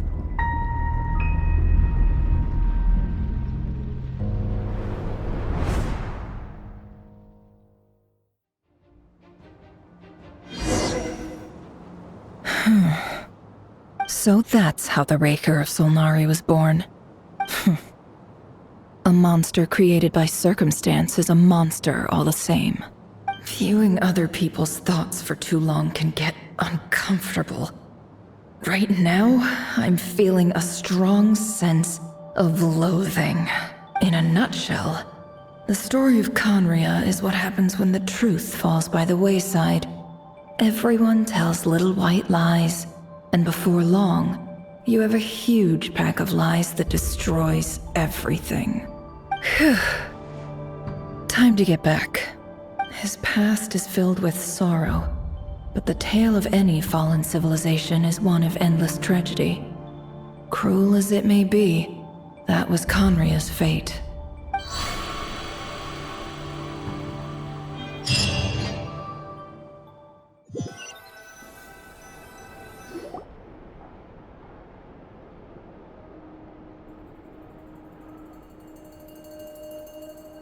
Everyone, I'm back. Can I get a standing ovation? Nefer! How are you holding up? Feeling okay? She's fine. Boss is a pro. Yes, I'm fine. You will have seen the events of Rarir's life through my thoughts.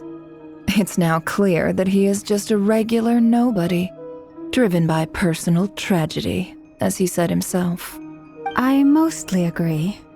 There's only so much we can know about him from his memories alone, but they did give us a clear glimpse into his life in Conria. However, I would not consider Rarir to be a nobody. He was deeply involved in the events of that era. Yet, when the catastrophe of a generation strikes, nobody is safe. Sounds to me like you're speaking in riddles again. Is this you urging me not to abandon the people of Nod-Krai in their hour of need? That's not what I meant. Although I do hope you choose to remain a part of the plan. Without you, the mission ahead will be all but impossible. Then try to remember that I respond better to the carrot than the stick. And I don't appreciate being bossed around. Now, as for you, Missy, you were excellent. You stuck to the rules of the ceremony and kept your mouth shut the entire time. Bravo. Cool. So, can you fill me in on the deets now? Most of what I saw went right over my head. Patience. You'll hear the whole story, don't you worry. But let's meet up with the others first. It will save me narrating it twice. Yehoda? Yes, boss! Let me get that door for ya. That's more like it. For a moment there, I was worried you'd forgotten about the first clause of your employment contract. Forgive my curiosity, but what does the first clause say? It says I gotta do the annoying stuff that boss is too lazy to do for herself. Like opening the door, pouring the tea, yada yada. Is that right? If something is in the contract, it's because she willingly agreed to it. Rest assured that the curatorium abides by the very strictest of labor policies. You don't seriously think I'm cruel enough to treat her like my slave. In any case, I've hardly shied away from my share of the work today. Hope I don't catch Flintz and Varka lounging about in their chairs, enjoying a leisurely cup of tea. There's nothing I dislike more than other people enjoying themselves while I'm hard at work.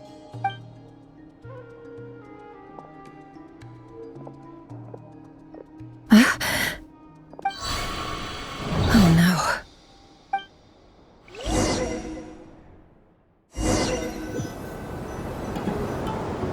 Sorry to disturb you, but we seem to have run into some trouble. Evidently so. Don't worry, I'm not about to leave you to fend for yourselves. I'm not that kind of boss. And it would go against the curatorium's labor policy. I'm sorry? What did you hear me say? I wasn't talking about labor policy. Wait. How long have I been standing here? Not long. You just appeared by the door a moment ago. Boss, what's wrong? You look like you've seen a ghost. We've been tricked. We never left at all. Somehow I hallucinated that whole scene back inside the office. Hallucinated? But how? How indeed. This place should heed my will alone. All thoughts and actions that occur in here are just a result of pawns moving across the chessboard in a carefully calculated manner. And nobody has access to this chess set but me. So you control everything in here? More or less. But yes, it's a special technique of mine. Has anything like this ever happened before? Only once. It was the first time I used the chess set. Is there any similarity between what happened then and what's happening now? I suppose my thoughts are a little turbulent, which was also the case my first time. Is there anything I can do to help? The first clause of your contract clearly states that I only need your help with things that I'm too lazy to do myself. Meaning, you're not feeling lazy right now? Meaning, this is not something Yehoda can help with. The chess set is a personal treasure that I alone understand. I must be the one to find our way out of here. Boss, it's fine. Really. Let me do something useful. Oh, listen to you. Whatever would I do without you, Yehoda? What? Really? Yes, really. Where would I ever find another employee as obedient and servile as you? God forbid anything ever happens to you. Oh, okay. Well, anyway, I was thinking of fetching some water. There's gotta be a source around here somewhere. I suggest everyone finds someplace comfortable to take a rest. We gotta conserve our energy. Even though all this chess malarkey doesn't exist in a physical sense, mentally speaking, it's all real. And so is our tiredness and fatigue. You don't want to dismiss mental fatigue. Just because it isn't physical doesn't mean it's any less serious. But anyway, I got your backs, so don't worry about a thing. Don't I have the best employees? Jealous much? If we can find a suitable time, I'd love to borrow Yehoda for a day to help out at the Frost Moon Scions. Would you be amenable to that, Boss Nefer? Oh, Lauma. Have I ever told you just how pretty you are? Beauty runs from the tips of your antlers to the depths of your imagination. Time to rally, everyone. Follow me. As we continue our journey, the same rules will apply. That means stay focused and no talking no matter what we encounter. And don't disturb the chess pieces. You have my word that I will get us all out of here.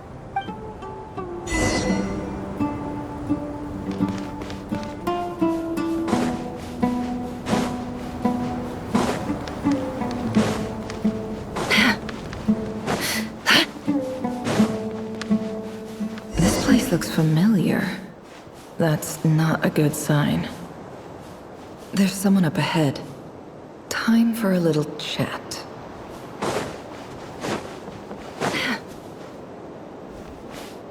I wasn't expecting visitors at this hour.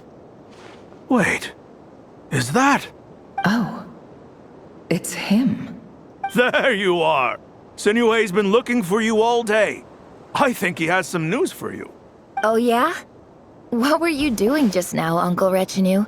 Hiding away some more loose change? I know I saw some Mora. What do you mean loose change? Oh, come on, I'm too old for this. Just pretend you saw nothing.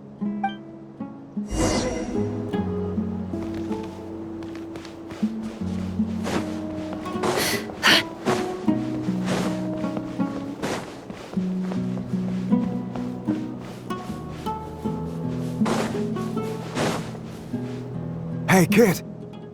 Mind telling me what Sinuhe's been up to recently? I'm trying to get in his good books and I need a way in. Get in his good books? Why? What do you want with my dad, Uncle Apepi? I've written a new song. I was hoping to showcase it at the next festival, but I'll need his approval. A new song, huh? I'd love to stay and listen, but unfortunately, Uncle Retinue says my dad's looking for me. Well, there's plenty of time and I'm not going anywhere. See that pile of stones? I'll be sitting there warming up my vocal cords. Come find me when you're done. Pile of stones. Got it.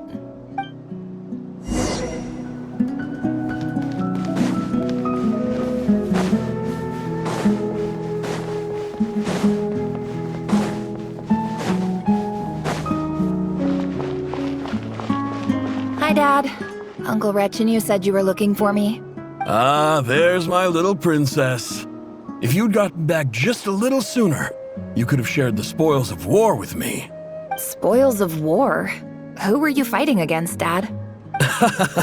It was just a figure of speech.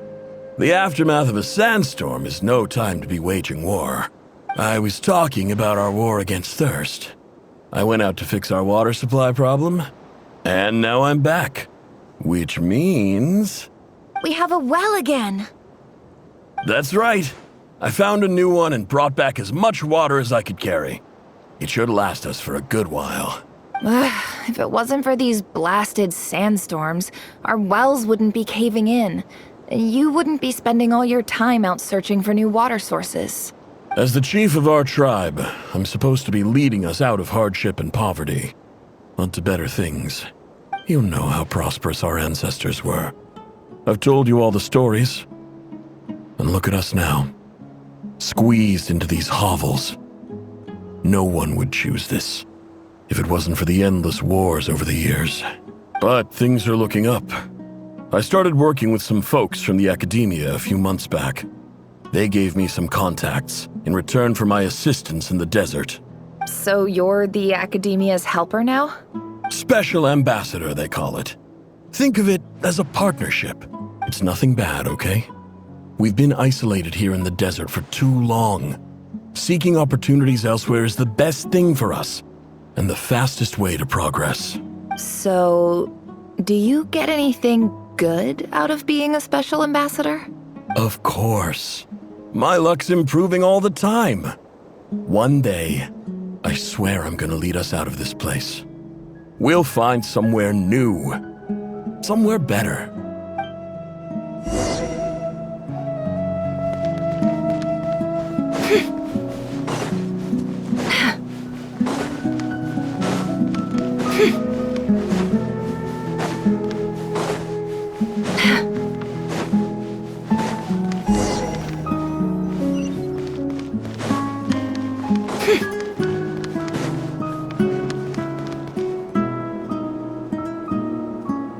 That's our well, and you know it. You stole from us. Well, you've gone from chief to thief, and now you have to face the consequences. Did you really think you could take our water without permission and get away with it? You're either brave, stupid, or both. And that Special Ambassador Act? Yeah, nice try! We spoke to the academia. They said it was all news to them. You're a liar and a cheat!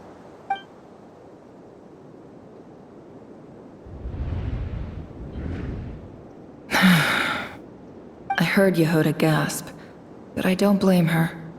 Most people are terrified by the sight of blood. Corpses strewn across the ground. The wounds are clearly from scimitars and daggers. The desert dwellers' weapons of choice. There's a handwritten note on the ground. Let's see what it says. Halil, this is Sinuhe, chief of the Shimti tribe. Surely you remember me. I was the one who helped you and your colleagues avoid the quicksand in the desert. This is my second time writing to you. I assume my last letter must have gotten lost in the mail, as I didn't receive a reply. I hope this one makes it to you safely. I'm writing to you because I need some help. That sandstorm the other day completely blocked up our well, forcing me to look for another water source in Iab and Unut territory. It was a matter of survival. Praise the gods. The well of the Iab tribe was intact. It was my last resort. I drew what water I could and left, but not without being spotted. I fear they will retaliate. You told me to write to you if I ever needed help. You said you'd be my ally in the academia. I urgently need you to formally recognize my title of Special Ambassador and send some of your people to assist me for a few days. It's the only way I can convince them that this was the academia's decision and prevent them from retaliating. This is an emergency. Please send help as soon as possible. Looks like this letter never got sent. The writer died a grisly death, and the letter was trampled into the ground. It's badly defaced. Some parts are barely legible. What a ridiculous lie the surviving Shimti tell. Their whole village was butchered over a sip of water.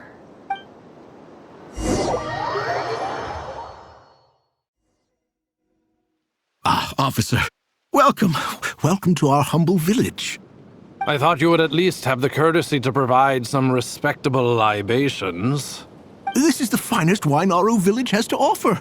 I promise.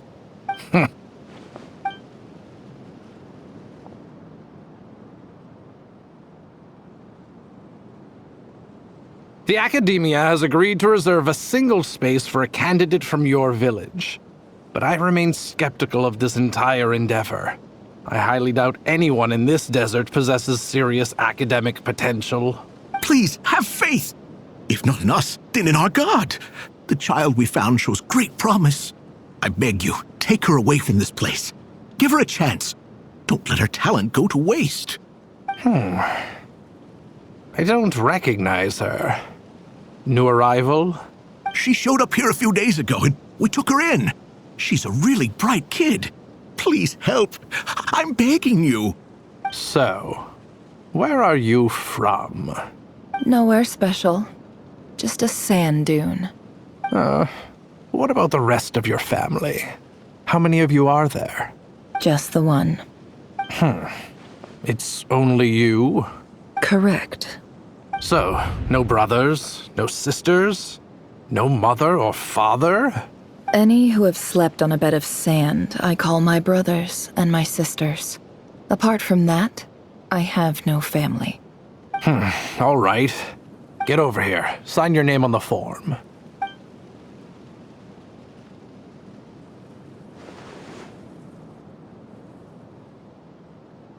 Nefer? You're rather fair-skinned for a desert dweller.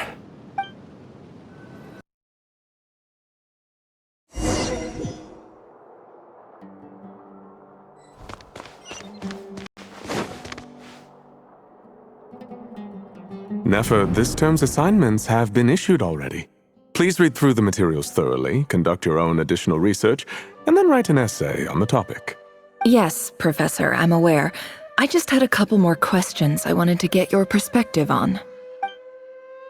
Oh? Please ask away.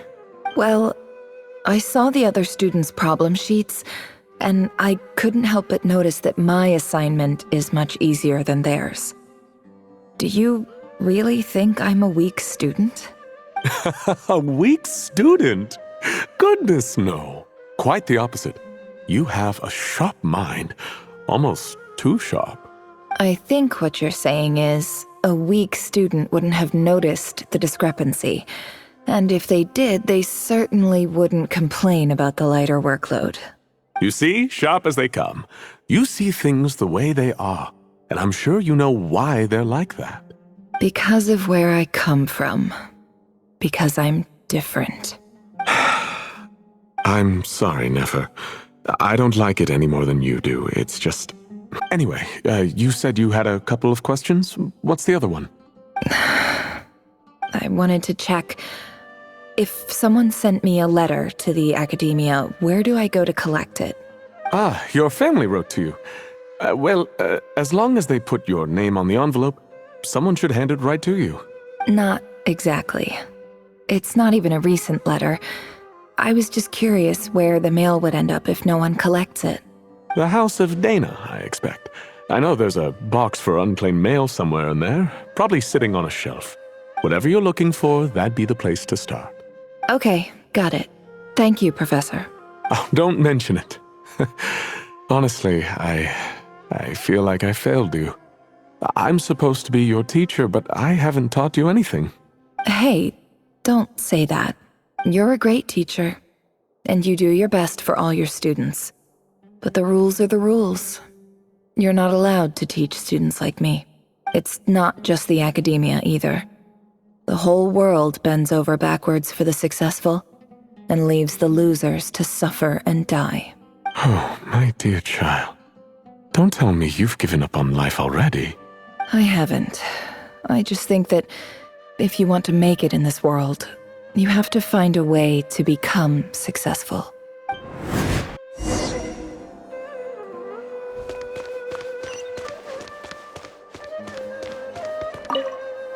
This must be it. A big cardboard box full of unclaimed mail.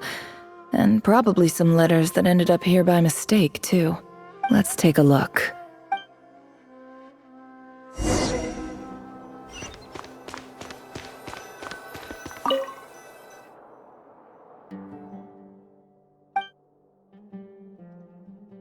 A dilapidation survey from Port Ormos. Looks like it's from a Core of 30 representative. What a strange thought.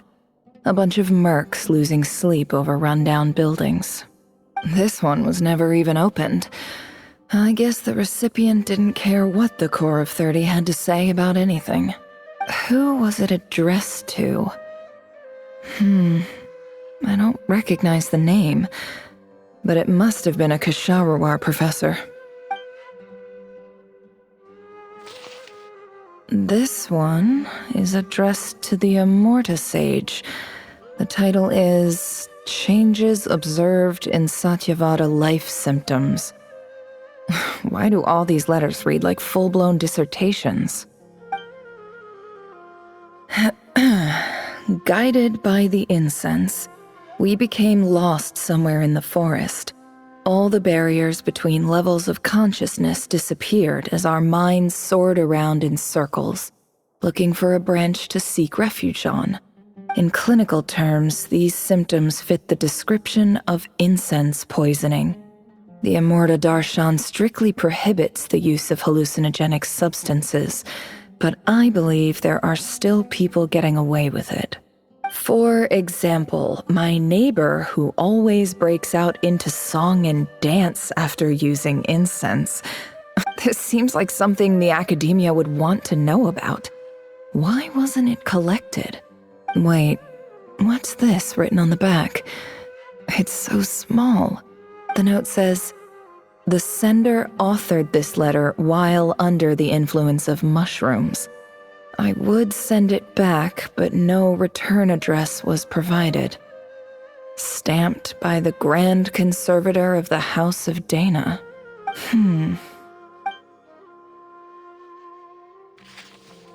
This next one is addressed to Grand Sage Azar. A few words of protest regarding recent changes in Sumeru's educational policy. In recent years, the academia has taken on a small number of students from the desert region, as per the policy to this effect. However, it appears to me that these students have not, in fact, been provided with educational opportunities that are, in any meaningful sense, equal to those enjoyed by their peers.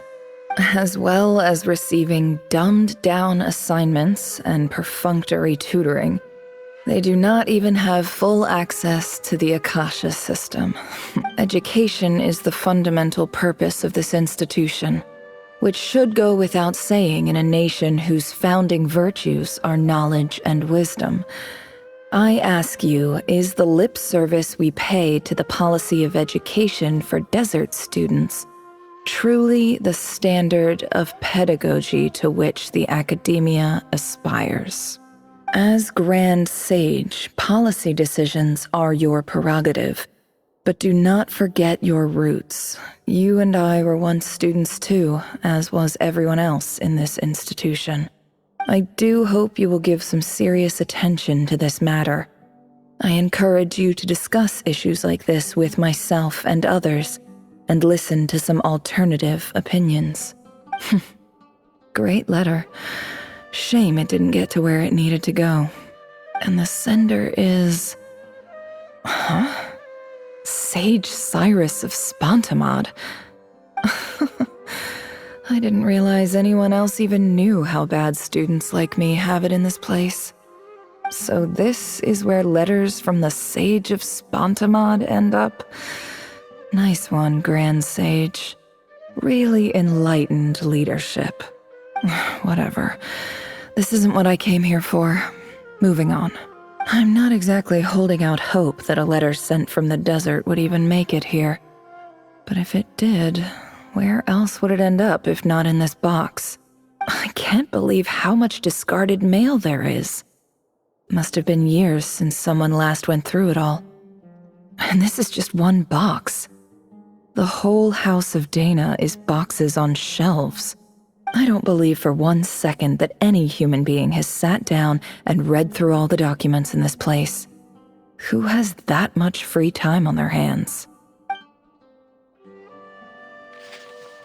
Wait, could this be it?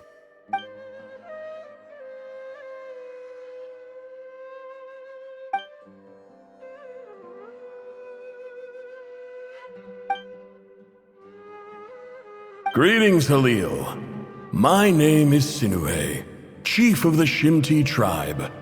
I was the one who came to you and your colleague's aid when you ran into trouble in the Great Red Sand. I don't know how well you remember it now, but I brought you to safety and gave you some water and other supplies. You seemed very pleased and told me your name. In my tribe, learning a person's true name is serious business, and I therefore see you all as friends. You were kind enough to leave your contact details so we could stay in touch. The Shimti tribe lives a harsh, nomadic existence in the desert. You were sympathetic towards my plight, promising to make me a special ambassador of the academia and help us find a way to make a better living. This brings me to my reason for writing. Our tribe has fallen on particularly hard times, and I would like to ask for your assistance. There was a terrible sandstorm a few days ago, which blocked up the well in our land. To ensure my people's survival, I had no choice but to venture into Iyab and Unut territory in search of an alternate water source. The Iyab and Unut are descended from the Thamudians, while we trace our ancestry to Tulatala. We worship the Lord of Flowers and have had relatively good relations with our fellow tribes up until now. I found a well belonging to the Iyab tribe. They declined to help us, but I really had no other option, so I took some water to keep me and my tribe alive. My actions are certain to incur their wrath. When we met, you assured me that you would be my ally in the academia. I would like to take you up on that offer, because I really need your help. I wonder if you could send an academia representative to meet with me. That aside, the last time you were here, you mentioned that the academia had started accepting students from the desert, and I told you a little about my daughter, Nefer. We have next to no resources here in the desert, and my power and influence are limited. Would you consider enrolling my daughter at the academia? She is a smart girl. I know she won't disappoint you. From the outset, the academia never took you seriously. Those things they promised were just empty words. I doubt they even remember the name Sinuhe. And you were so emphatic that your luck had finally changed for the better. You swore you'd lead us to a better place one day. You spoke with such conviction, like you were the most powerful chief in the whole desert. You liar. You lied about everything. You promised the world and delivered on none of it. And who fell for it? Just me, by the looks of it. Despite your best efforts. Which makes you a pathetic liar. You weren't even any good at it. I think I'll take over from here. Let me show you how it's done.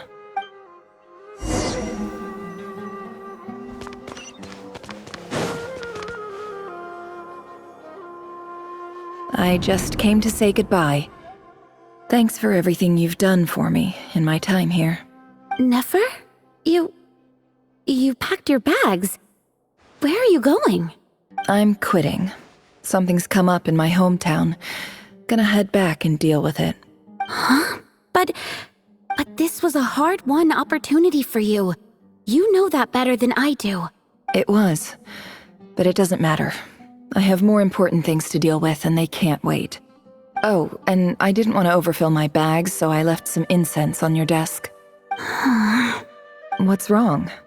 I thought you liked incense.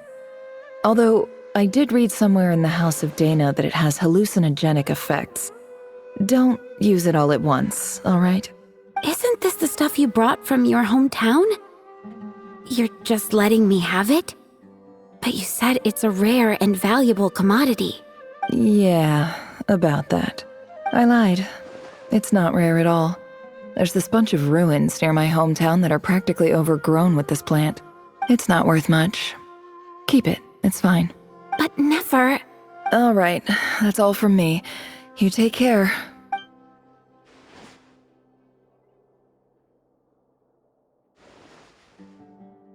Don't forget me, okay? I mean, We're more than just classmates, right? We're friends. Yeah, I'll remember you. I lied again. That incense is worth a fortune, and it's a rare find even in those ruins. And as for remembering her, I have far too much to do when I get back. No time to reminisce. I'll be lucky if I even make it through this alive. But either way, I expect I'll forget you pretty quickly.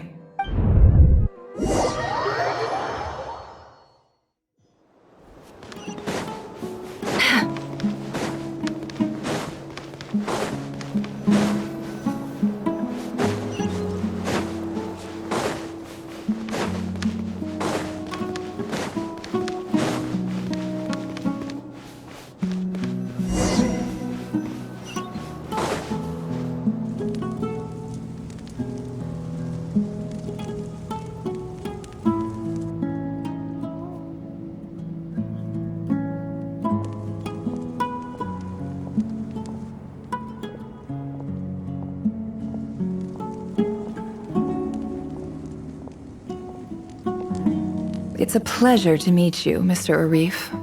So, what does the Academia want? Since they've sent their special ambassador, I assume there's a big business deal to be made. If not, I'd be very disappointed. Please, sir, lower your blade.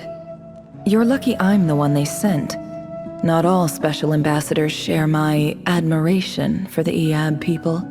The ever-shifting balance of power in the desert reduced the once great civilizations of this region to rubble and sand. But the story of the Iab has a very different trajectory. Others grew weak, but you grew strong, beginning in obscurity and moving to prosperity. You're the only ones who defied the trend. Huh. So, you do know who you're dealing with? This well is the perfect symbol of your strength, is it not? It used to belong to the Unut, but it looks like you have control over it now. You're not wrong. But I'm sure you didn't come all this way just to flatter us. Of course not. I came to bring you some very good news. Some information that recently came to light, which might just be your ticket to freedom. Records uncovered by the Vahumana Darshan show that a certain well currently under Iab control is built on top of some ancient ruins. These ruins are of great archaeological interest to the Academia. I checked the map carefully on my way over here, and I'm confident that this is the well in question. The Academia is offering 50 million mora in return for excavation rights. 50 million? No, wait. If these ruins are as important as you say, 50 million's a little low, don't you think? Don't get greedy, Iab. We know far more than you think. We know that you seized this well by force. Wasn't that the first step in your rise to power? To drive away the Unut and steal their water supply? So what if it was?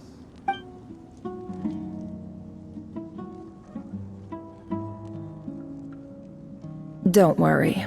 As unscrupulous as it was, it's something we're willing to overlook. The Academia is only interested in dealing with the de facto power holders in the region. I hope I am making myself clear. And I hope your words are the truth. If I find out the Academia is trying to play me, I'll hunt down every one of your people and make you watch as I cut their heads off one by one. I assure you, Chief, that would not be in your long-term interests. You don't want to make an enemy of the Academia. You see how I'm dressed, don't you? I appreciate that you've never been to the rainforest, but surely even you recognize an ambassador's attire when you see it. And what does a barbarian like you have to lose anyway? You really think the Sumeru Academia would bother to come all this way just to lie to you? We have more important things to worry about. All right, I take your point. The Academia is the highest authority in the land. I'm sure you're trustworthy people. In that case, we have a deal. We will sell you the excavation rights. I'd like to thank you, Ambassador. This is good news indeed. Excellent news. In fact, it calls for a celebration. Would you do us the honor of staying a while and enjoying some Eab hospitality? Gladly. I am partial to wine myself, and I trust you are as well. So let's indulge in a few drinks together, in celebration of this momentous occasion.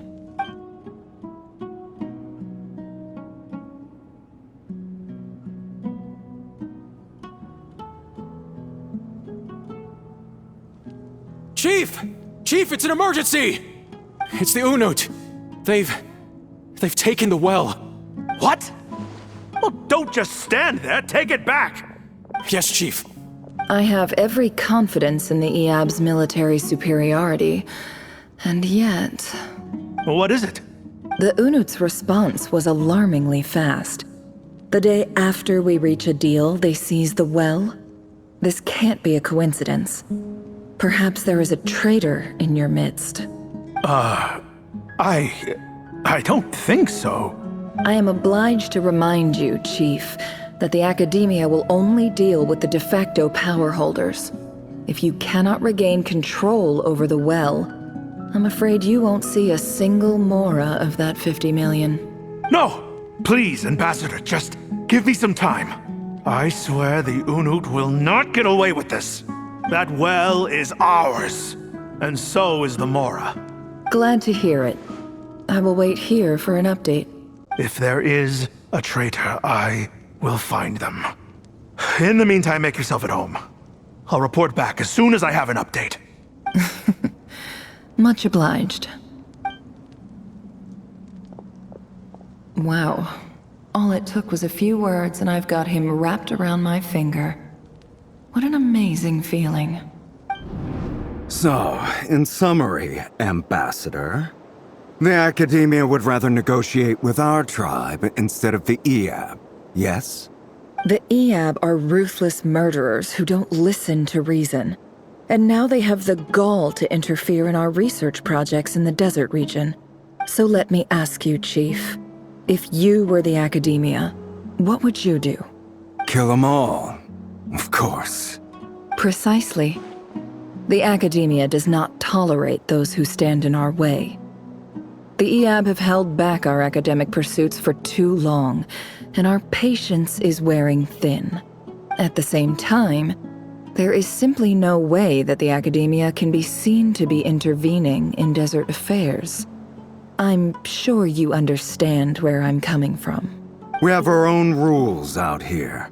If the rainforest dwellers raised arms against a desert tribe, it'd start a bloody war. Right. We can't confront them ourselves, but we can support their enemies. The Unut have always had strained relations with the Eab, which makes you our natural allies. Natural allies. Weren't the Eab your allies once? You were quick to send them after us to protect your interests back when we stole that water. And now look at you. You're at each other's throats. Let me be clear. The Academia wishes to collaborate with the legally recognized rulers of the desert in this matter. We are asking for excavation rights to that well, and our offer is 50 million mora. Say no more. I believe we have an understanding. Good. Then I suggest you get to work. Get us access to that well, and the mora's yours. You see, Dad? Lying is easy when you know how. People will believe anything.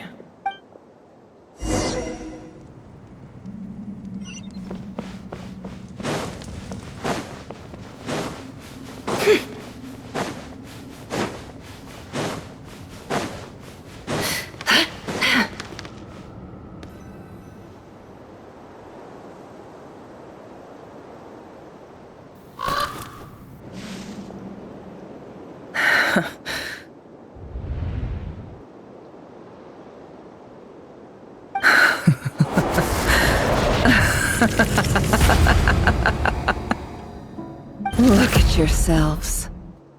You may be vile, savage monsters, but your butchered bodies bleed like any others. You're no different. You're nothing special at all. The monsters who destroyed my home, they're just ordinary, petty human beings. What a joke. I think we're even now. Maybe I've even done the desert a favor. It's a better place without all these people around. Oh, Sinuhe, my gullible fool of a father. Perhaps if you'd been as ruthless as I was today, our tribespeople would still be alive.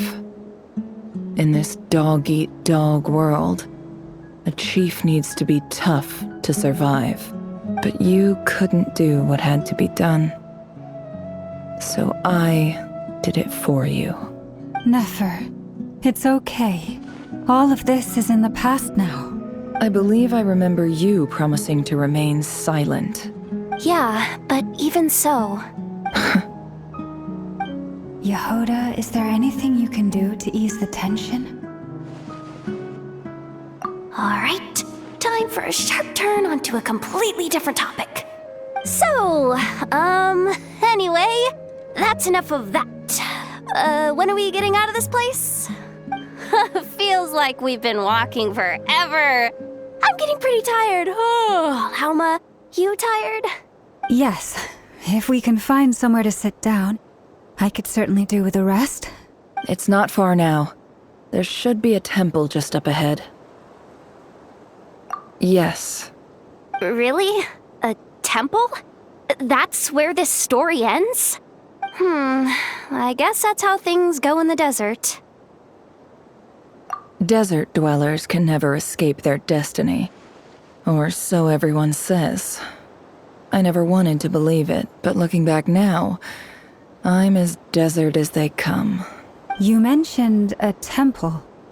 What's waiting for us there? My biggest trade secret of all. Ah. Then I'm guessing it's where you got your power from. The power to peer into other people's minds. I didn't know you were clued up on any other religions. I'm no expert in the history of Sumeru, but since you come from the desert, I would imagine it has something to do with King Deshret. Sounds impressive. Ah, I know who you mean. General Mahamatra Sino. The spirit of Hermanubis dwells within him. That's Boss Neff for ya. She knows everything. Sino's hardly a figure of obscurity, but I know about Sethos too. What about him? Is he a big deal or something? Well, he's not a small deal, let's put it that way. Please, this is the bare-bone basics. Save the flattery. Thanks for your patience, everyone. I'm sure it's been a lot to take in. With any luck, that's our exit just up ahead.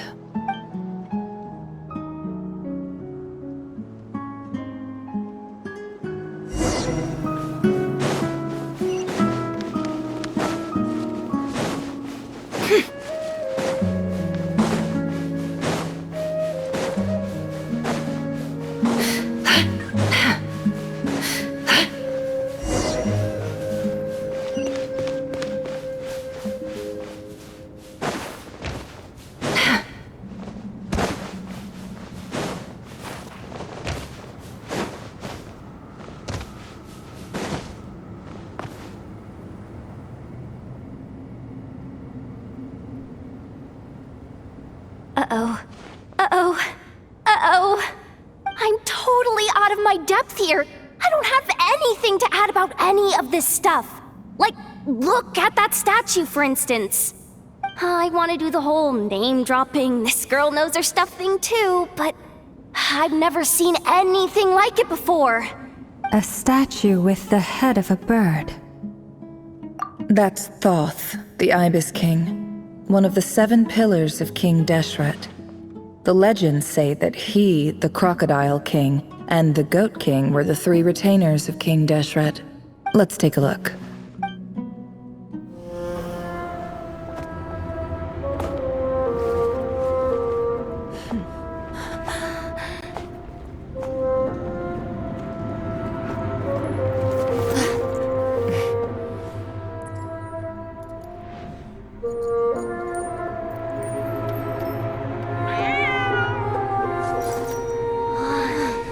It's just Ashru. So, all is well?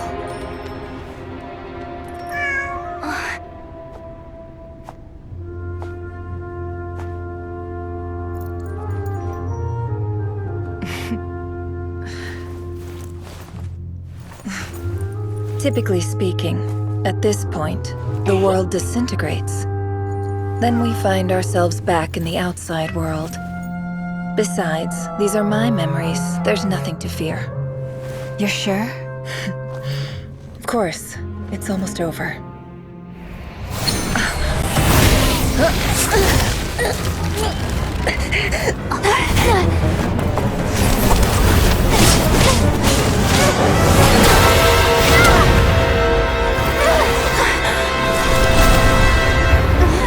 Nefer! Hold on!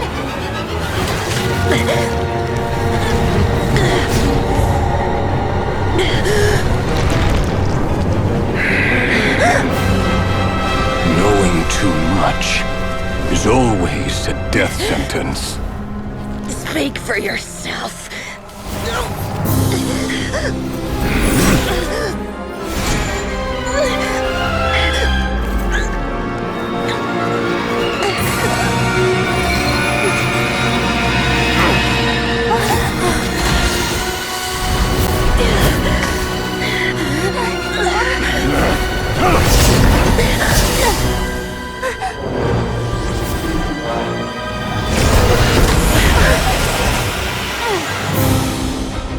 How repulsive.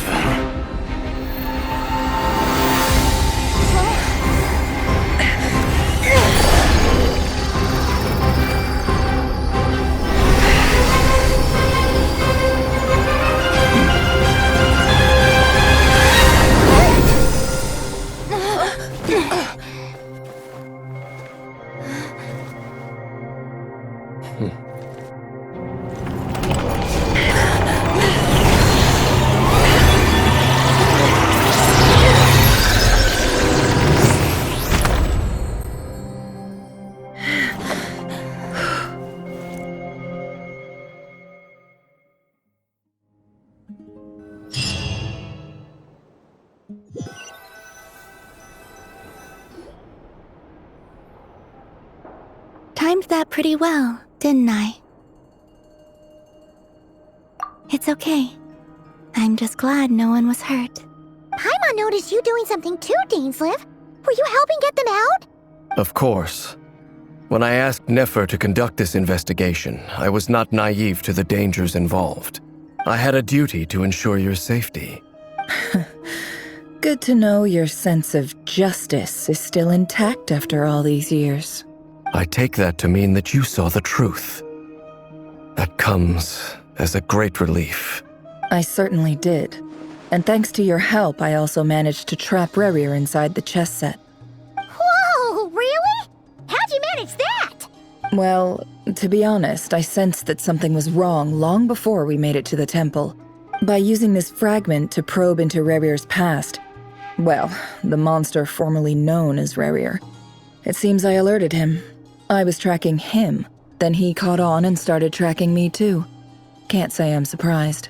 But how did he track you through your thoughts alone? That shouldn't be possible.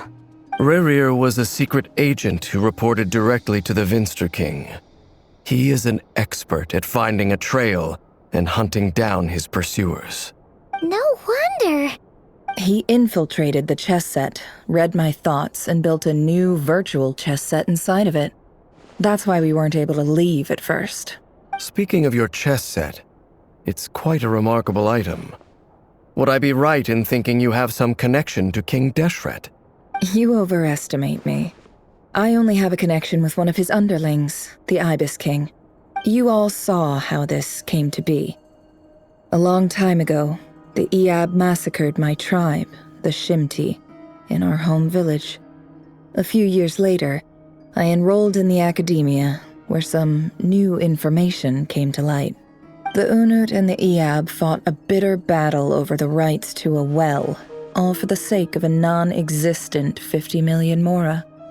The Iab ultimately won that confrontation, but their victory came at the cost of almost every warrior in the tribe.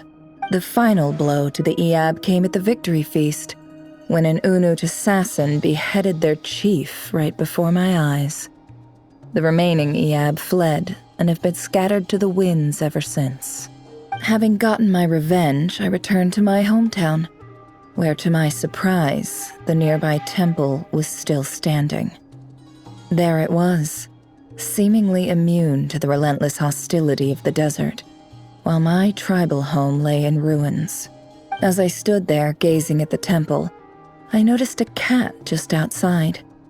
This cat, as it turned out, was home to the spirit of the Ibis King.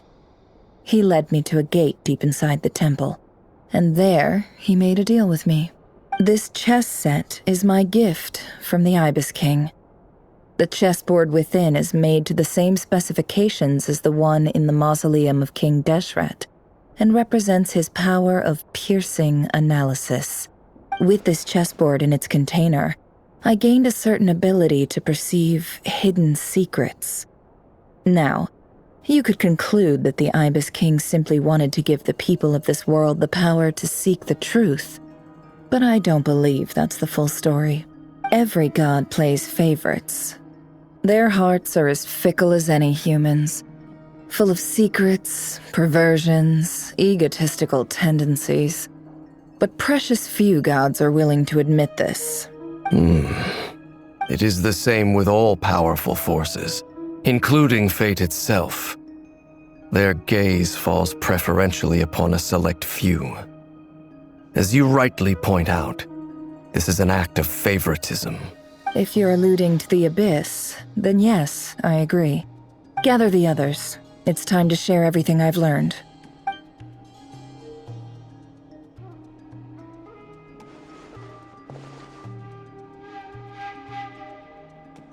Thank you all for being here. As promised, I did some further investigating into the Reicher of Solnari's background. I am pleased to report that the investigation has been most fruitful indeed. The Reicher of Solnari, real name Rerir, was once a Khanrian subject who served the Vinster King. I will now share the important details of his story. Please save any questions or comments for the end.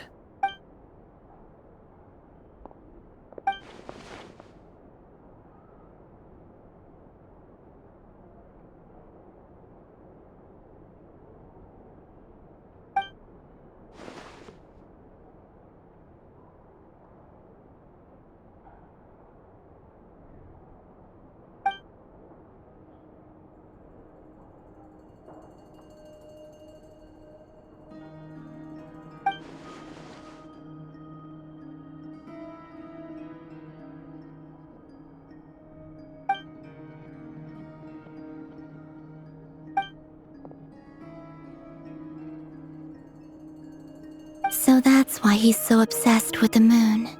A tragic tale, to be sure. But it does not excuse his many transgressions. No matter how much Rerir suffered in the past, the fact remains that he is what we know today as the Wild Hunt, wreaking havoc upon innocent lives in Nod-Krai. He becomes more dangerous with each passing day. If left unchecked, it is simply a matter of time before all of Tevat suffers the consequences. This is a threat that the Knights of Favonius cannot ignore. A question for Miss Columbina. Forgive me if this is presumptuous, but have you ever seen the spatial gateway that appeared in Rerir's memory? Never. But I have heard stories of something called the Moon Gate, and this seems to fit the description. Miss Lauma, any thoughts on this? In the lore of the Frost Moon Scions, the moon is believed to hold many secrets. Some sources speak of ancient knowledge, others of a gateway to the unknown. The term Moon Gate is one I have heard before. But as is the case with all of our legends, there are no records of any first-hand witnesses. We cannot know whether it truly exists. Then back to Miss Columbina. As a moon goddess yourself, do you have some idea of where the moon gate leads to? Not at this stage, sorry. I do hold the power of the frost moon, and my strength is recovering well. I can sense that the gate would open at my command, but... But there's more to the power of the frost moon than that? Yes. A moon goddess has the right to open the moon gate, since it is a path to the moon. But as Nefer mentioned, holding open a spatial gateway takes a huge amount of power. And right now, I need to conserve my energy to fight the Rahir of Solnari. I'm afraid this is one mystery we may have to leave unsolved for now. I agree. Better to save your strength. But if you'll humor me for a moment, I have a bold conjecture of my own regarding the world beyond the gateway. I highly suspect that neither Tholindis nor Rahir made it through unscathed. The evidence pointing to this is the fact that the Rahir of Solnari exists in the form of countless fragments. With the abyssal power he wields, no ordinary foe can touch him, let alone tear him to shreds. And yet, the wild hunt proliferates wherever his scattered fragments lie, drawing hordes of monsters to many different locations across the land. So your theory is that Rahir was physically torn to shreds by some powerful force? Hence, why the wild hunt is a distributed phenomenon, rather than a unified one? Makes sense to me. Explains why the wild hunt is so pervasive, and why he's been trying to piece himself back together. He was whole to begin with, and he wants to be whole again. Without the power of the Abyss on his side, he almost certainly would have perished the moment he was torn apart. But the Abyss, much like a curse, has kept him alive. I could not agree more. The power of the Abyss is most surely a curse. It is a compelling explanation, and one that accords with my present understanding of Abyss creatures. Whether the life form in question is primitive or advanced, if a curse has extended its lifespan unnaturally, it will continue to survive in spite of everything. This raises some interesting questions. I will run some experiments and see if there is any validity to my suspicions. That being said, regardless of whether my research bears fruit, I would like to thank Miss Nefer for conducting such a thorough investigation. Already, it has greatly enriched my understanding of the entity we face. My pleasure, Mr. Albedo. I too hope that the information I have shared today proves useful as we look to formulate the next stage of our plan. Hey! What is it, Dainsliv? You look really upset! It's just... when I think of the man I once knew as Rahir, I struggle to understand why things had to turn out like this. The two of you used to be friends, didn't you? I don't know if these words will bring any comfort, but my heart goes out to you. Mine too. We can never know all the hows and whys of the way things are. The moon and stars are full of untold secrets and lies, and the skies are host to many more mysteries than these alone. Yet, none of that can begin to compare with the complexity of human life. Those are the first comforting words I've heard in a long time. Thank you both. Well, I think this is a good place to end today's meeting. I'm sure Nefer needs some time to recover. She's been through an awful lot today. That's very thoughtful of you, Lama. Of course. Sounds good to me. Take some time to rest and digest before we reconvene to nail down a plan.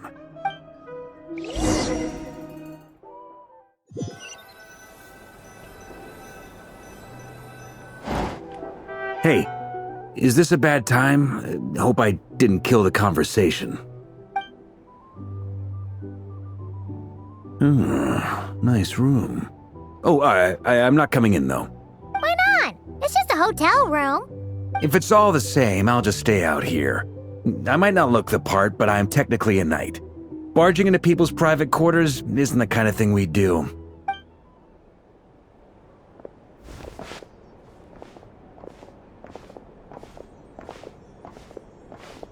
Anyway, Nefer went back to the curatorium to get some rest. But before she left, she shared some things with me that I thought you should be aware of.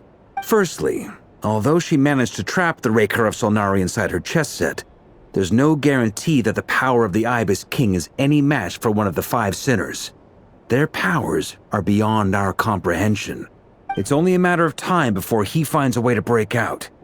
We have to come up with a plan and take care of him before that happens. Honestly, Paimon figured that might be the case.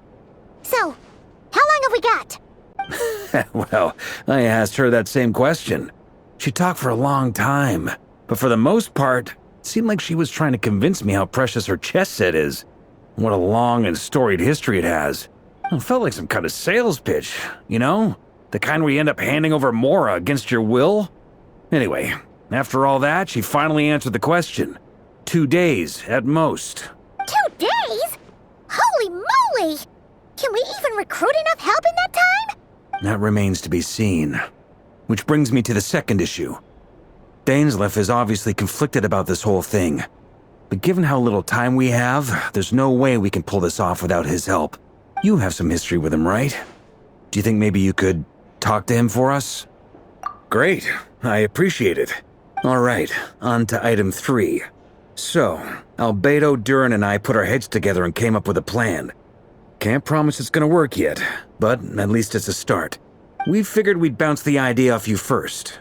We'll explore it further once everyone's recovered.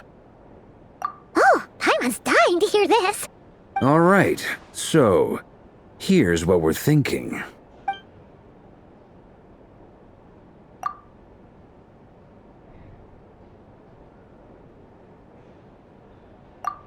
We felt a little uneasy about roping you into this. I mean, firstly, you're not locals, and secondly, none of us are your boss.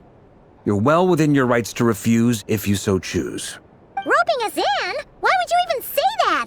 We know the stakes here. It's all of us against the Raher of Solnari, or none of us stand a chance. I choose my words very intentionally, I'll have you know. I like to think there's an art to striking a down-to-earth tone even when the stakes are through the roof. Sir Varka, I have a few thoughts about this plan. I'm all ears. I think we can be more flexible with how the roles are allocated. In my view, the most sensible lineup would be like this.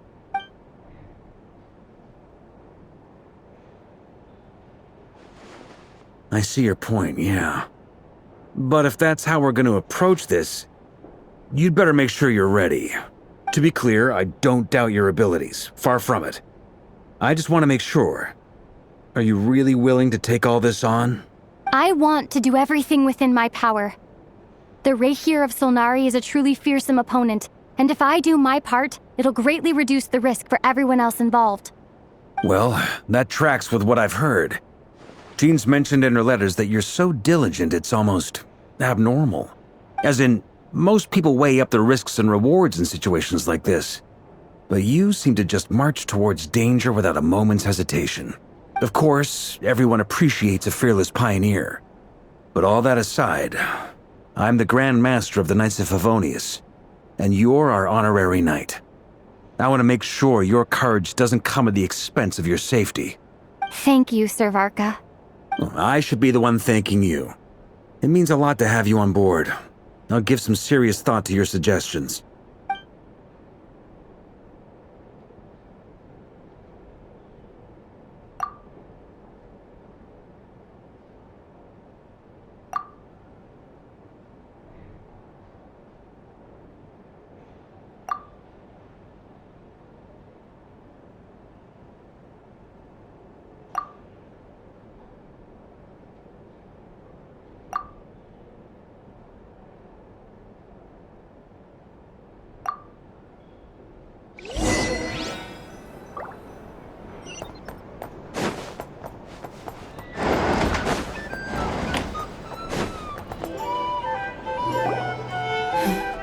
This is a thorough plan, but I do have one last question before we take action. How can we be sure that our enemy won't leave the designated area? Great question. Albedo's been hard at work analyzing Rerir and the Wild Hunt's behavioral patterns. His conclusions are as follows. Firstly, from the earliest known confrontation until now, Rarer has never displayed any ability to manipulate the dimension of space. So it's unlikely he has any power in that domain. Secondly, he seems to have a particularly strong vendetta against our group. If we put him in a fight-or-flight situation, he'll choose to fight every time. Thirdly, finally, and most importantly, he is consumed by hatred, both for the moon and for his enemies. Turns out, we tick both of those boxes. We have a reincarnated moon in our ranks, and a spy who accessed his private memories without permission. He'll be baying for blood, not looking to escape. As someone who's had their fair share of interactions with the Wild Hunt, those all seem like valid observations to me. Understood. Then I will defer to the verdict of the group. Well, everyone, that's the plan in full detail. Albedo and Durin are carrying out their part as we speak. Plan approved. Scheduling. Okay, any firepower you need, I got you covered. Let's light this baby up. The Frost Moon Scions are behind you as well. And the rest of you? No objections? All right, then it's settled. This is the plan we're going with. Next up, an old tradition of mine. Anyone who wants to back out, now's your chance. Wait, we can still back out of this? Everyone says things they regret, right? I don't want anyone feeling trapped because their mouth said yes before their brain had time to think things through. A very people-first approach. I hear that's common practice in the Knights of Favonius. Heh. Who'd you hear it from? D-Luke? Shh. We don't use people's real names at work. This contact will be known only as Owl, please and thank you. This plan can only work if everyone does their part. Flint's and I will absolutely support it. We shall indeed. You'll be glad you accepted our help. Also, you are the last person I expected to see here, Miss Dory. It's not often I get called Dory in a work context. My peers usually call me Lord Sangama Bay. So, the longer your name, the higher your net worth. Is that the idea here? In that case, Mr. Flint's here must be worth a fortune. That's right, I know your full name. It's... The walls are thin here. I'd appreciate you keeping that a secret. Okay, fine. I'm actually only here as a favor for someone else. Do you have any idea how much it would cost to hire me otherwise? Oh, does this mean someone out there actually has the power to boss Dory around? It most certainly does not. We have a long-standing and mutually beneficial business partnership. She's actually the mom of a friend of yours. Said mom supplied me with a great little trinket, but now that lady's ruined everything. If I don't start building a little goodwill now, my whole business in Nod-Krai is gonna go down the drain! Okay. So what exactly is so special about this pendant? It's a lucky charm that a great mage made for me. We have a business relationship, and she was worried that something bad might happen to me. So, she wanted me to have something that can store power to protect myself with. I finally got it all fully charged up with Kuvaki, and then Nefer went and used it all up at once! Never lost so big in my life! You're right. It was all my fault. I didn't mean to drain all the Kuvaki in the pendant, but I'll make it up to you. You will? Well, in that case, how about you give me your chess set, and we call it even? I knew you'd say that. Well, it's yours if you want it. In fact, take it now, and I'll even throw in a free Raker of Solnari. Deal? You're putting me in a difficult position here. It's a very useful thing to have around, but I have a funny feeling it won't be around much longer. I guess we'll see in a couple of days. Looks like bankruptcy for me.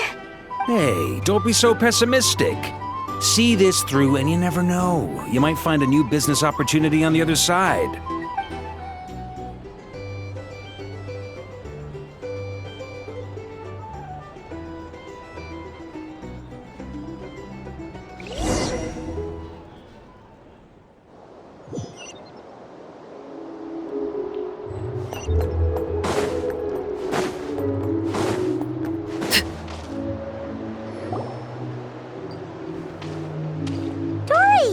How are things going? Feeling ready? Oh, I was born ready. We only have 2 days. You think Lord Sangamabe would let an opportunity like this slip by?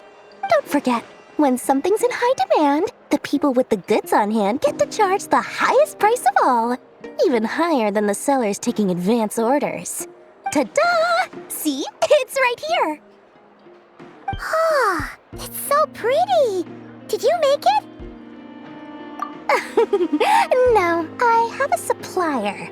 We go way back, so he made me a very attractive offer. Aha! No wonder you were talking about lucky charms at the meeting. You've been getting Kaveh to make them for you. That's not the full story. It actually started a while back as a project between me and the Dendro Archon. Mage Alice once warned me that this world won't stay safe forever. There may come a day when everyone faces a great crisis. I passed this on to the Dendro Archon, and she secretly brought together a research team made up of Sumeru's top scholars to invent a technology that could keep people safe. I won't go into the details because it's all very complicated, but if you want to know more, you can ask the Dendro Archon about it sometime. Anyway, point being, it was the Dendro Archon who asked Kaveh to build this little contraption. As one of the top Kasharawar talents, he was the obvious choice. Took him long enough. He stressed over it for ages. Must have gone through at least a dozen designs before producing a final product. But that's Kaveh for you. Marak delivered it to me a couple of days ago, along with a letter from Kaveh. Could I ask why I'm sending this technology to you? What's your proposed use case? Has it been approved by the relevant authorities? So nosy. My fault for sending him the research permit to begin with. Surely Nahida must have told him you were involved in this project. He was probably just nervous because you're always so secretive about your business. Could be. Anyway, I just replied, let's hope there never has to be a use case, because it would involve grave danger. Fair enough. But it sounds like he was just being cautious. He probably felt responsible as the one who made it. Or maybe he was asking as a favor for his housemate. He's done that before. Not sure why, though. His housemate doesn't seem to really care that much about this kind of stuff. Either way, all's well that ends well. I'm just glad to finally have my hands on the product. I wouldn't want to be without it, given the potential dangers that lie ahead. Huh? What does that look mean? Paimon's just super surprised. This must be the first time we've ever seen you actually get serious about something. Well, a long time ago, I made a promise to myself. I promised that I was gonna live every day of my life with a big beaming smile. Obviously, Mora plays a big part in that. But there are always gonna be times in life when you have to give something back. That could mean paying back a debt, returning a favor, or showing some kindness. Alice has been a huge help to me over the years. She was the first investor I ever had. And I want my investors to know that Lord Sangamabe is the best in the business. And more than that, no one knows what the future will bring. Whatever happens, I want to make sure the Dendro Archon and all of Sumeru is prepared to face whatever comes. Oh, that? I was just making sure Nefer and I are square. Don't be thinking it was some sort of benevolent act. I'm no saint, so don't treat me like something I'm not. My priority is doing the business that I want to do, so long as my conscience lets me, but it usually does. That's the Lord Sangamabe business model. All right, if you say so. I do say so, and that's the whole point. I'm a businesswoman. Don't go trying to figure out what kind of person I am. You'll exhaust yourself. Much easier for everyone involved if you just take my word for it. Oh, and could you two help me get this stuff where it needs to be? Thanks so much. You're my favorite assistants.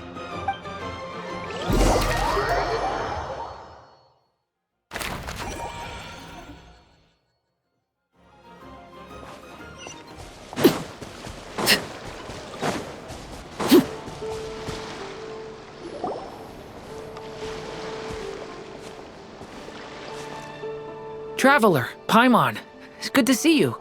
Everything going smoothly over here? Sort of. As you're probably aware, Varka, Durin, and I captured some abyssal creatures from the Wild Hunt. Per the plan, we dissected and analyzed some samples of these creatures. The process went very smoothly. The findings, however, come with some troubling implications. What? You can actually dissect the Wild Hunt? That depends on your definition of Wild Hunt and dissection. Harmless, lifeless. These words are accurate descriptions. The Wild Hunt is an interesting phenomenon. In and of itself, it doesn't seem to possess anything akin to a human personality. But taken as a collective, the medium through which the Wild Hunt is summoned does appear to have a soul. Master griped a lot about the wise Horoptetyr, and seemed somewhat fascinated with the Faust Certology. But she barely mentioned Rerir at all. I don't think that was because of his lower social standing, though. Anyway, it's a pity. I should like to hear her thoughts on the nature of the lifeform he has become today. It's a strange mix. The furious energy of an abyssal being channeled through a fractured physical existence. A consequence of being torn apart by an unknown power. Perhaps the only explanation for his survival in this state is that he sacrificed a degree of individuality in exchange for a continued existence. Oh, sorry. Once I get talking about interesting research, I have a tendency to go on indefinitely. Back to our research findings. Essentially, they confirm my hypothesis. Rerir's corpse is completely contaminated by the Abyss, and the effects are irreversible. You could think of this as Rerir in mutated form. But in my view, even that would be inaccurate. In reality, his whole being has been consumed by the Abyss. In other words, he is now nothing more than a manifestation of abyssal power. Unfortunately, at present, we have no means of completely eradicating abyssal power. Hence, we cannot fundamentally destroy the Rayhir of Solnari either. Oh, that's terrible news! So, that's it? We can't defeat him? Not even if we get the power of the Three Moons? Miss Columbina's situation is a difficult one. She can never have wholeness when the world does not accept her presence. It's as if her creator banished her to a place she can never be accepted. It means she spends most of her energy just on her own survival. Given the circumstances, it's only natural to despair. But we must see this plan through to the end. Time to kick off the backup plan. Oh, Paimon almost forgot! This is for you. Dory asked us to bring it. Ah, how wonderful. Well, thank you for making the trip. Durin and I will be heading off shortly. I'm sorry I won't be there to protect you in person this time. Please be careful. All right then. Stay safe.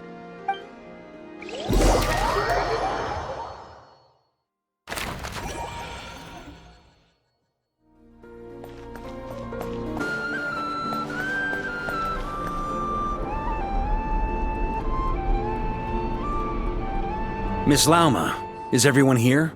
Yes. The fate of my flock is in your hands, Grand Master Varka. Please keep them safe. My lady, what are you saying? Within the next 24 hours, we will face the biggest crisis the world has ever seen. This is not a burden that we deserve to bear, but I believe that we reap what we sow in this life. So I intend to act. I must do what I think is right. For me, that means fighting for the future of Nod-Krai. This gentleman is the Grand Master of the Knights of Favonius, Varka, Knight of Boreas. In my absence, please follow his lead. Hey, everyone. Guess I should introduce myself. Well, to start with, I know my way around a battlefield. Biggest strengths are honesty and hard-workingness. Anyway, point is, I don't intend to let Lauma down. I'm gonna do everything in my power to keep every last one of you safe and sound.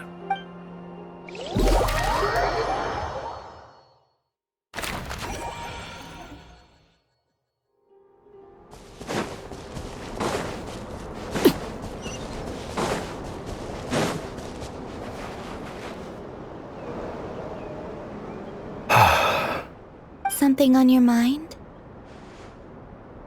Miss Columbina, was it? I believe that's how the others addressed you.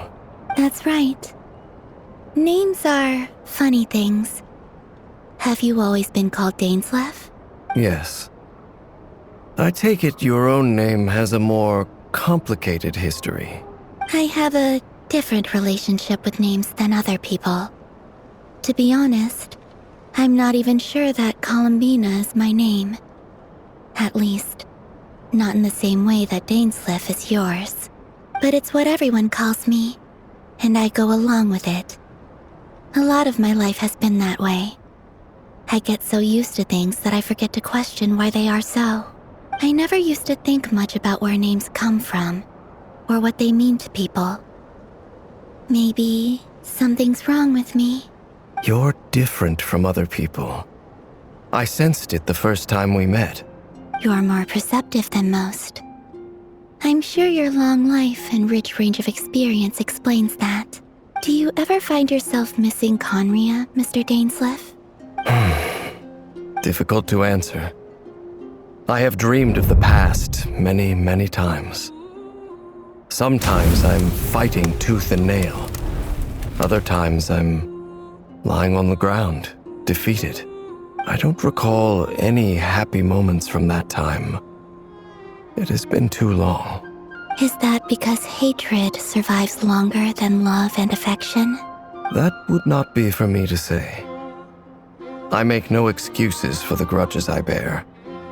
But whatever the reason, I remember little that was beautiful or sentimental. Thank you for your help with the Rerir situation.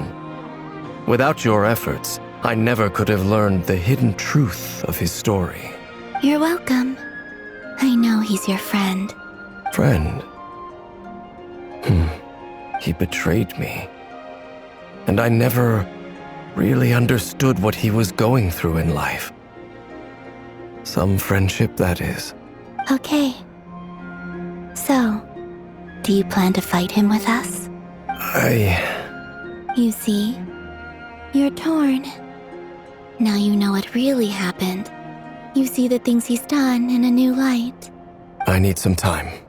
Of course. I completely understand. Anyone else in your position would feel conflicted too. Actually, I went through something similar myself recently. Something happened that changed my perspective on a situation. A situation I took for granted at the time, but now I feel very grateful for it. You mean the Harbingers who still support you, even though you've left the Fatui? Yes. I always thought they were only helping me because Harbingers are forced to work together. But then I abandoned them. A warrant was even put out for my arrest. And even now, they still support me. Which means I was wrong about them all along. Clearly, they view you as a friend. I feel a little guilty now. I regret not seeing her help for what it was, and not treasuring it. I see the guilt that you're feeling now, because I feel it too. Hopefully, talking about it will do us both some good. Have you noticed that the Traveler and Paimon are over there? I think they've been listening. Huh. Shall we say hello? Sure. Hello. Ah! They caught us!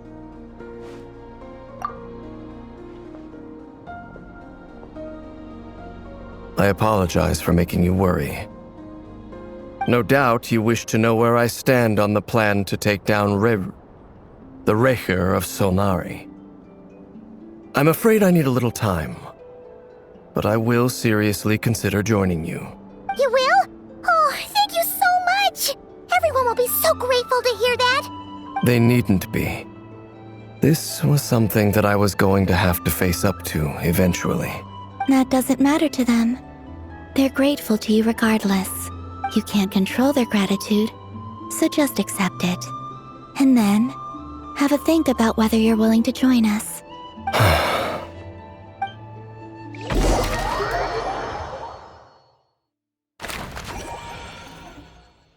It's nearly Finally showtime! Let's go rendezvous with the others. You know the place.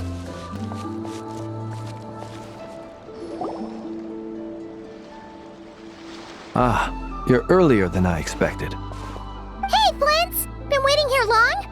Not too long. I came a little early so I'd have some time to think. Are you nervous about the battle? Quite the opposite. I'm reminiscing on my past battles. When I was awakened by the Ratniki, I had not touched a weapon in many years.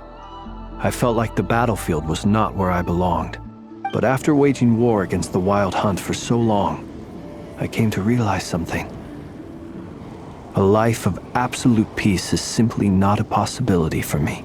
My restless flame indicates that somewhere inside of me, there is a deep yearning to root out the evil in this world. Oh, that doesn't sound like such a bad thing.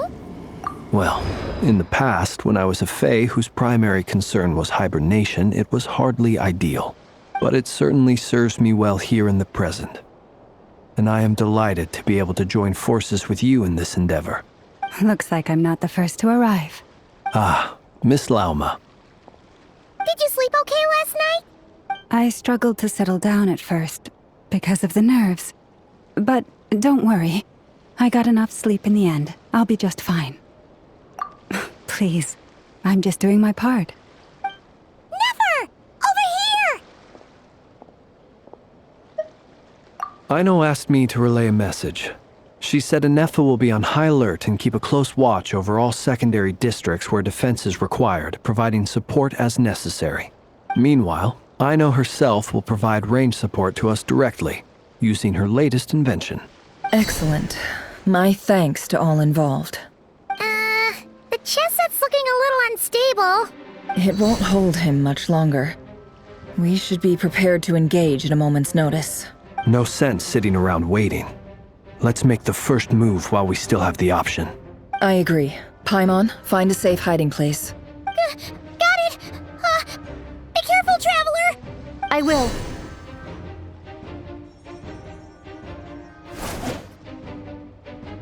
Everyone, take your positions as soon as the battle starts.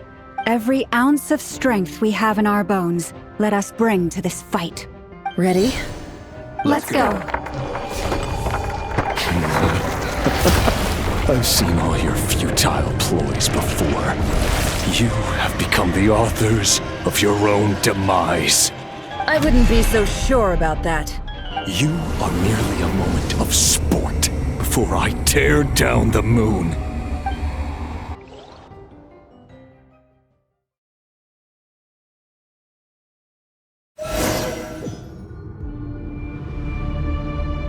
Stay on your toes. Yep, you too. You're just in me. Close your eyes. Pathetic! Observe. Let me help you guys. Eat this! Futile! No more lies.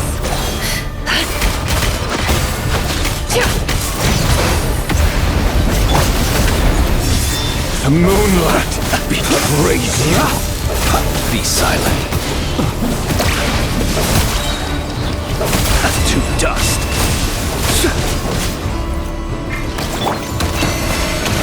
It all adds up. No more lies. Moonlight The mystery unravels. By the frost moon falls. The moonlight betrays you. It all adds up.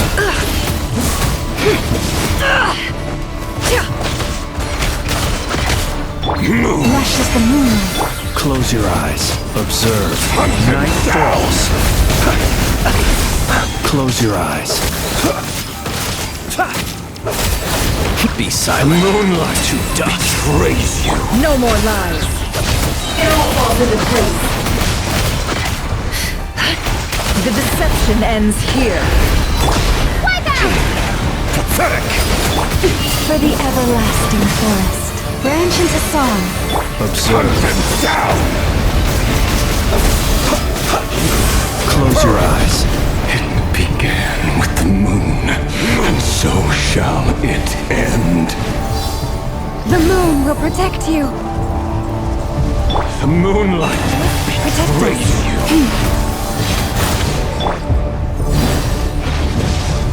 Be silent.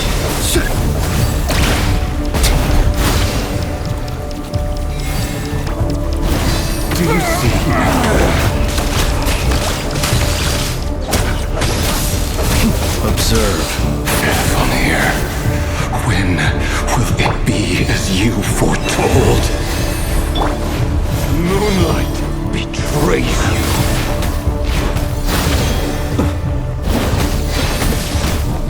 Be silent.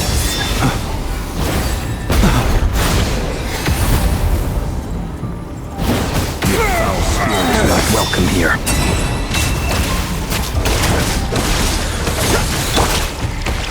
Seek within. Lush as the moonlight, by the frost moon of old. Bombs away! Can't hide the truth. It all adds up. You poor lost lamb. The night comes. Close your eyes. You'll sorely regret that. Receive my blessing for the everlasting forest. Can't hide the truth. It all adds. Futile. The mystery unravels. Be silent. Observe. Do you fear the dark? Are you quite finished? Branch into song. Down. The moonlight betrays you.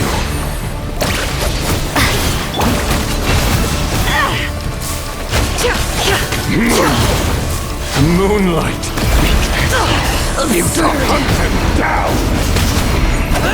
Move. By the frost moon of old.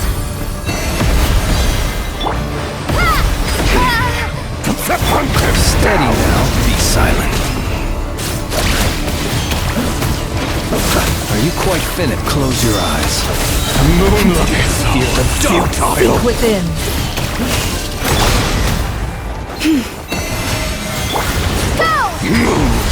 The moonlight. Close your eyes. Can't hide the truth. Your little game of heroics is over. Who wants to go first? The moonlight betrays you. Now, get out of my sight! No! Death is We've within been my separated. grasp! You okay? Nefer, where are the others? Stuck outside the barrier. I guess he really doesn't like us. I told you before, knowing too much is always a death sentence. Be careful what you wish for.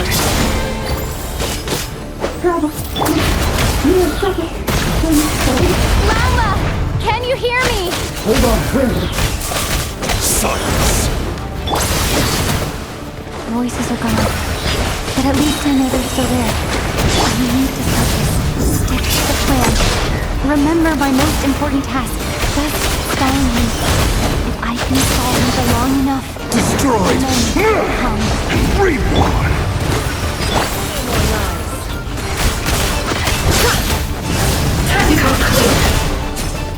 It all adds up.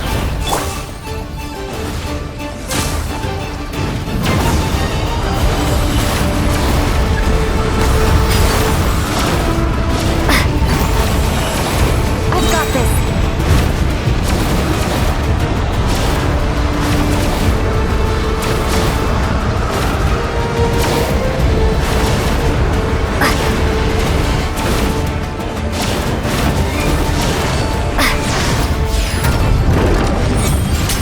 The shield's broken. I can't keep this up. Don't push your luck. Your death is within my grasp. Go! Yeah! No more lies.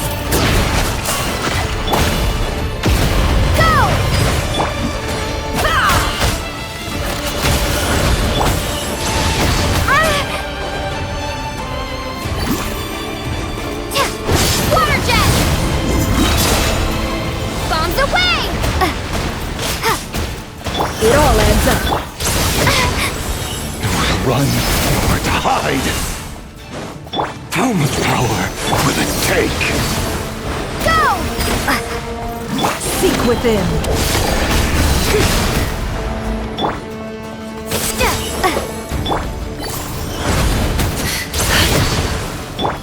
Go! No more lies. The deception ends here.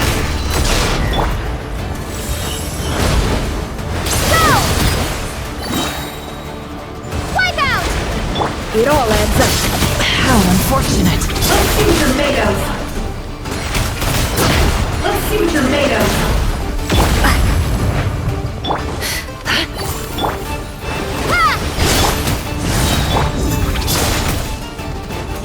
The mystery unravels.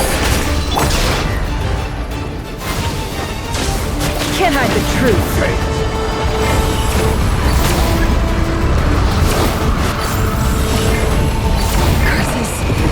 No other way.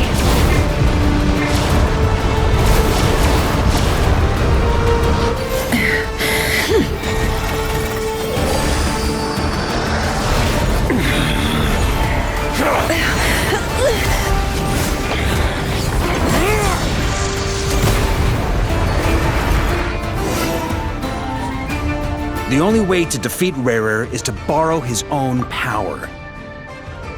That means Columbina will have to disappear while you two bear the brunt of his attacks. You have to hold on. Find a way to keep him focused on killing the two of you.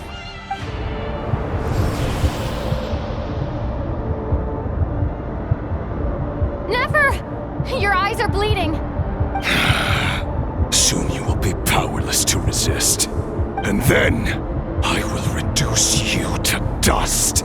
But that dust will plague your memories. Come on, keep holding on. Any other tricks up your sleeve? Let's see them. As entertaining as they are. You've backed yourself into a corner. You don't fool me. I see your fear clear as day. I have to stoke his rage. Make him unleash everything. You fear what you could never defeat.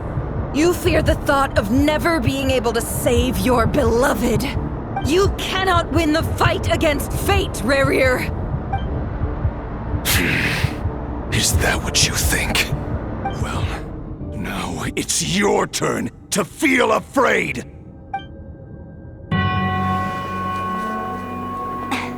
You fear the sound of your own name? Is it us you hate? Or is it what you've become? Let's see what becomes of you!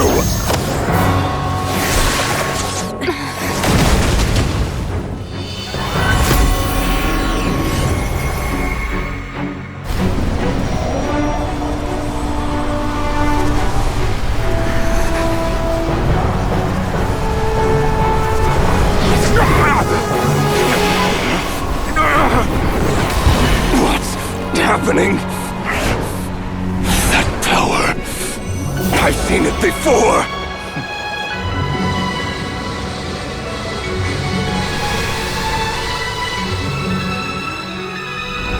His power is on another level.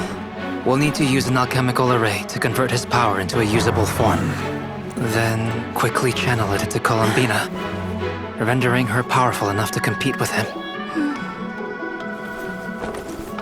I'll join you. I can help. If I release enough abyssal energy into a confined space, it'll create a potential difference, allowing us to extract a huge amount of elemental energy. Next, I'll synchronize with everyone's minds using Pyro, then give you temporary access to their abilities and fields of view. But it won't last long. Can you see? Well enough. So, we have a student of Gold Rhine-Daughter in our midst! How about that?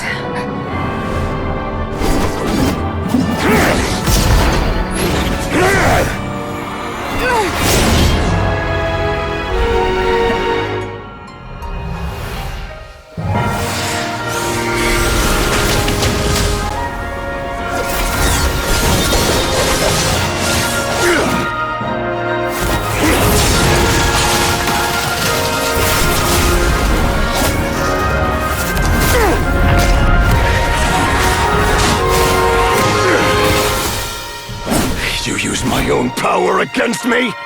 Just like how you stole Kuvaki. Look familiar?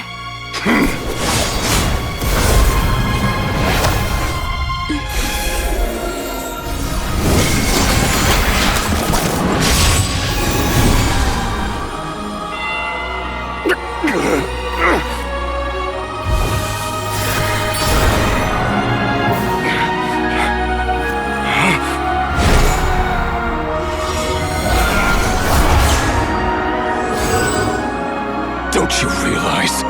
You don't have the power to hold that gate open! I don't, but someone else does.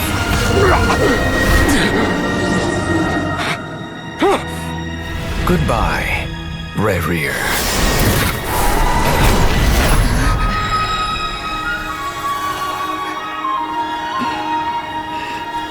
We won.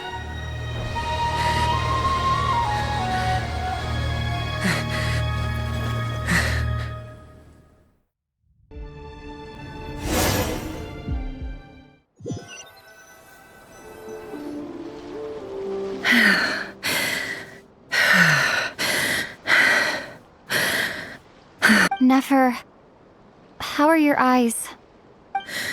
They're fine.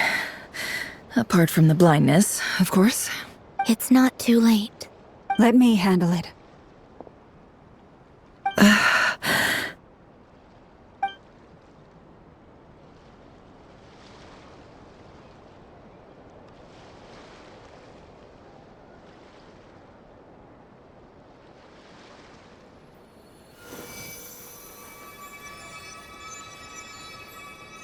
Miss Nefer, it's not like you to lose your composure. That was the most reckless thing I've ever seen you do. Reckless how? The situation was critical. Our lives were at stake. We had to do something. Even so. Okay. I guess you're right.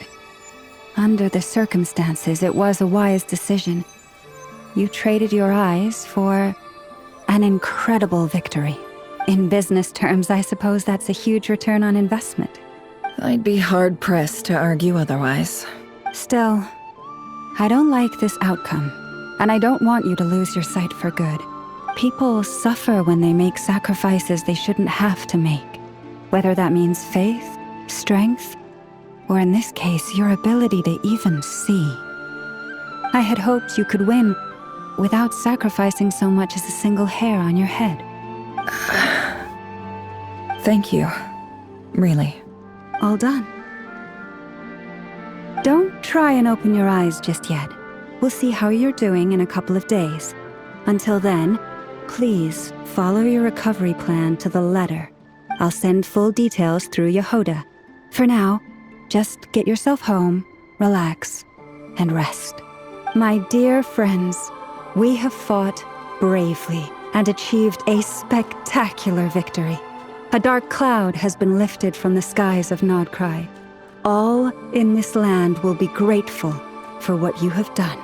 The moon will remember this day. Thank you both.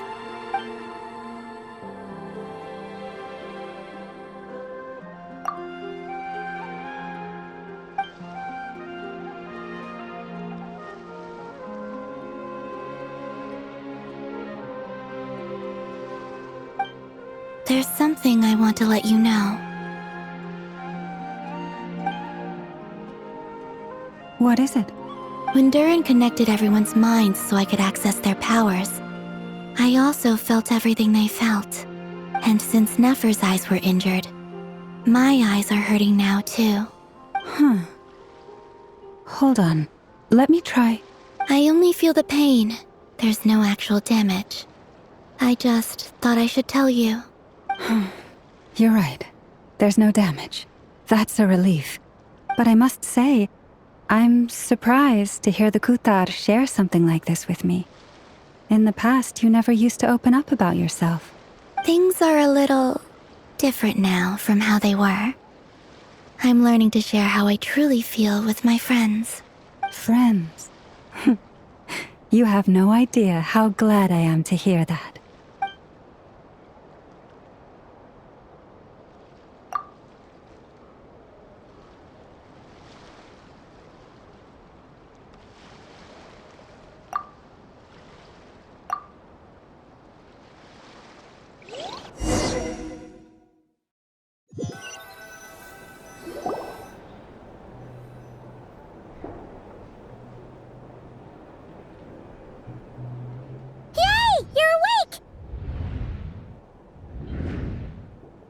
How are you feeling? Any aches and pains? Did you sleep well? I'm doing all right, Paimon. No need to worry about me. Phew! Well, that's good. Paimon's been sitting on the edge of the bed worrying about you for ages. You slept a whole day and night. Poor Paimon had to eat all by her lonesome. Glad to hear you didn't starve. How was the food? Well, it wasn't the same without you there to share it. Honestly, Paimon just can't relax when you're not your usual self. She couldn't enjoy the food and settle down to sleep. Well, I'm back to normal now. Oh yeah, and Albedo swung by earlier. He said to tell you to head to the tavern when you woke up. Varker and the others are organizing a victory feast and they want to celebrate with you. He also dropped off some medical supplies, but you seem fit as a fiddle, so guess you won't be needing those. If you're feeling up to it, let's head over now. Wouldn't want to keep them waiting.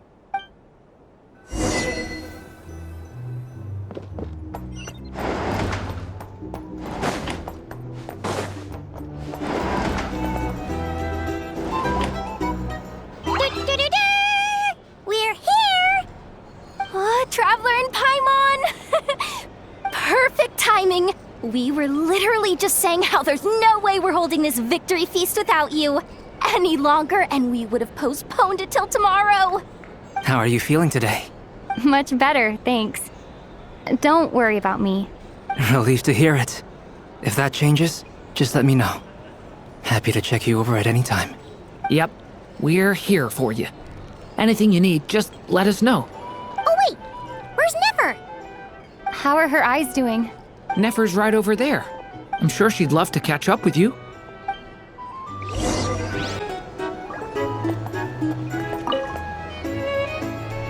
Hello, you. Recovered from the battle?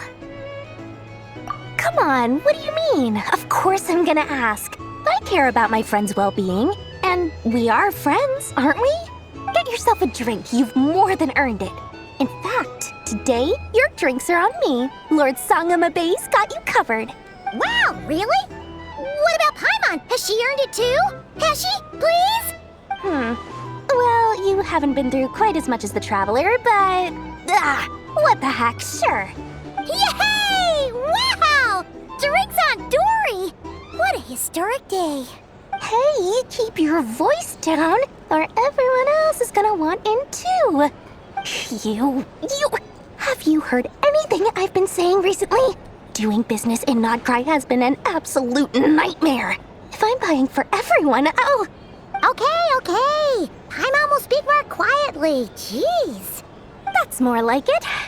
Don't you forget, Lord Sangamabe doesn't just go around buying drinks for anyone and everyone.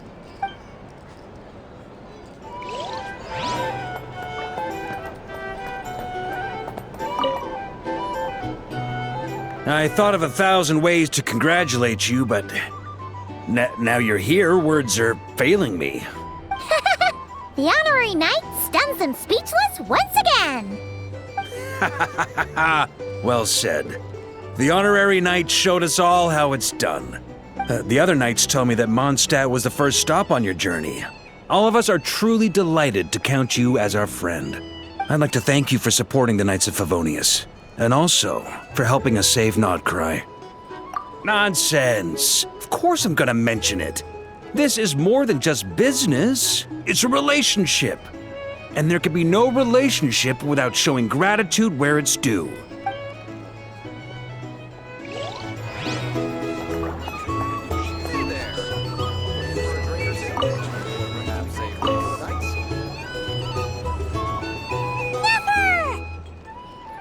Traveler, Paimon, are you recovering well? Turns out that moon chanter has some real talent after all. My eyes were mostly recovered after just a couple days' rest. I can actually open them again now. Yeah, but you gotta be careful. Lauma says not to strain your eyes while they're still healing. Yes, thank you. I'm well aware. Yehoda, could I borrow you for a moment? I could do with an extra pair of hands. Oh, sure. Coming. Did you hear that? I gotta go help Lauma for a second. You guys chat among yourselves. I'll grab us some drinks on the way back. Paimon, you still like 'em sweet? You bet! Make it extra sweet, because Paimon's earned it! Sure thing!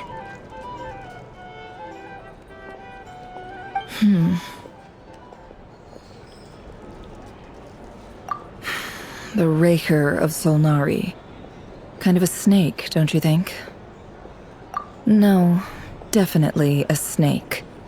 A poisonous one who spewed his venomous hatred everywhere. Anyone who seeks revenge out of hatred for other people has become a snake. That's something my dad used to say. Perhaps.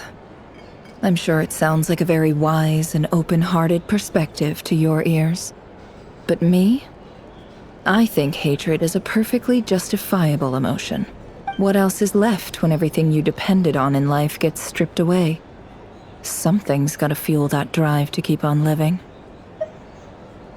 If you're worried about me, you can nip that in the bud. I'm not someone who gets stuck in the past. It's just... I suddenly feel like I was wrong to call my father a liar. He was just a fool. That's why the Academia turned their back on him, and why the other tribes ganged up on him. Oh, Father. How much better things could have been if you were a skilled liar. Look at the Ibis King. Thoth is a fiendishly cunning liar. And yet, strangely, he feels more like a father to me than my real dad ever was. He's never brought it up, but I'd bet he feels the same way. Why else would he give me the power to perceive the truth, while at the same time training me in the art of deception? Well, King Deshret banished him to Aru, which is essentially a prison, and posed 3 questions to him. He promised that he'd have his freedom if he could find the answers. His response was to take on a physical form and approach me, hoping that I could become his envoy and search for one of the answers on his behalf. Did he really think I'd fall for that? He's stuck there. He can't make me return what he gave to me. So that's enough for you to decide he's nice, is it? He's a prisoner, and he was scared. So he decided to perform some good deeds to win people's approval. He lives in fear because he's a deceiver. How is Rerir any different? You can't work as a spy your whole life and expect a happy ending. It's preposterous. Yet I can't say I don't understand it. Liars live in the darkness of their own making, but it's still human nature to want to go on living. They say that a liar's soul is the most worthless thing in the world. What do you think? Good. If you understand that, it means you're smart, and you see things objectively. If you ask me, the soul of a liar really is worth nothing, because all they care about is themselves. For example, when something good falls into my lap, I don't go sharing the news around. Stops other people trying to steal it from me.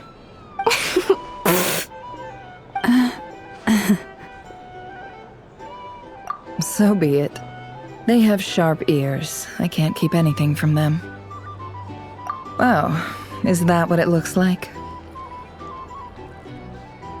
Well, you all know my past now. And I can't simply eliminate everyone who knows too much. So I guess I just have to put up with you. For the foreseeable future, at least. When you find yourself in a situation you can't control, the safest play is to keep calm and start monitoring everyone involved like a hawk. In the intelligence world, you need to have a sense of perspective and play your hand accordingly. If you understand what's at stake, please ensure my secret is safe with you. I trust you'll respect my wishes as a friend. But don't forget, I will also be watching you like a hawk. Very good. Oh wait! Now that the panic's over and we've all calmed down, Paimon suddenly remembered something. After all that build-up, our mystery ally never showed up even once!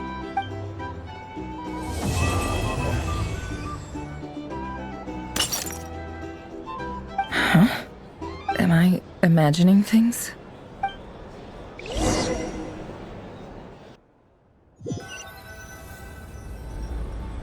So, that close colleague who stayed behind with you?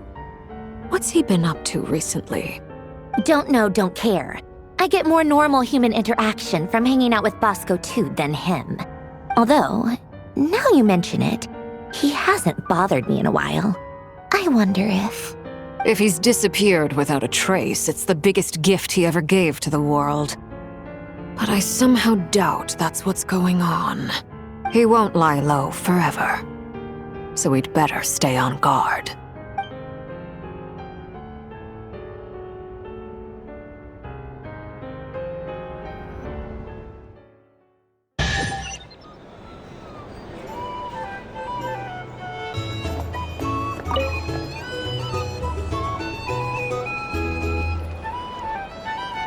Ah, Lord Sangama Bay.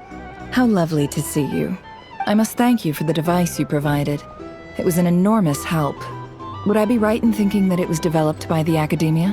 Why come and ask me when you clearly know already? I mostly came to thank you. That's more like it. A little gratitude goes a long way with Lord Sangama Bay. Play your cards right, and you might even stand a chance of becoming my long-term supplier. The chance to work with such a kind and charitable investor as yourself would be a great honor for the Curatorium. Huh? Charitable? Who said anything about charity? First time hearing about it. Let's see. The first plot of land you purchased in Nod-Krai, your desert interests, and... Stop! What do you think you're doing? Exposing my investment history! It's nothing to hide from. They're all perfectly legitimate investments. And some of the land you purchased was with the intent of building a sanctuary? Yes, I heard about that too. How did you... You're a curious case, Lord Sangama Bay. You don't like people finding out about your good deeds, do you? But I'm afraid no matter how hard you try to keep things under wraps, where there's a will, there's a way. You did it for Sumeru, didn't you? It was empty land that was gonna go to waste otherwise. I figured if I built something there, it might at least get some use in an emergency. Disasters are capricious things. They strike without any warning. I've lost family to a disaster before, and I don't want to lose any friends or business partners if I can help it. My elder sister used to dream of finding a sanctuary. Somewhere with plenty of food, water, and medicine. Where everyone could live happy lives. It was something I looked into, but after discussing things with the Dendro Archon, I decided on a more effective strategy. The tech people handled the tech, and Moneybags provided the Mora. It just made the most sense. It's a pity that so few people know the truth about you. Everyone says that you view everything in terms of Mora, and all you care about is growing your own wealth. So, what's the problem with that? Everyone wants to be rich, it's human nature. So yes, I love Mora, and it's nothing to be ashamed of. But surely you have dreams of your own beyond just making Mora. You don't get it, do you? My dream is to invest in other people's dreams. And, you know, make a nice little slice for myself along the way. Just thinking about it makes me happy. That sweet, sweet sound of Mora. Thank you. For the device? And the pendant. Oh, that. I was just returning a favor. Don't worry about it. Seems like we've both been away from home for a very long time. Yeah. So long that I barely remember what my family even looked like. That would be your mother, father, and sister? Yeah, though it's been years since my sister passed away. It's not like I want to forget them, obviously, but memory can be even more ruthless than the most calculating business person. Beyond a certain point, if something isn't helping you, it just gets rid of it. My sister can't help me now. Slowly but surely, her face is fading from my mind's eye. It's become a vague impression. Not everything will fade. When loved ones pass away, the beautiful memories are the ones that last the longest. Yeah, that's true. If you ask me, that's the one silver lining in all of it. Well, that, plus, I'm sure that life is much better now than it was back then. Oh, absolutely. I have tons of Mora, a big beautiful house, business is booming, and I'm as happy as can be. You've got a lot going for you too. Boss of the Curatorium of Secrets? I'm sure there's plenty of Mora to be made in that line of work. I appreciate the vote of confidence.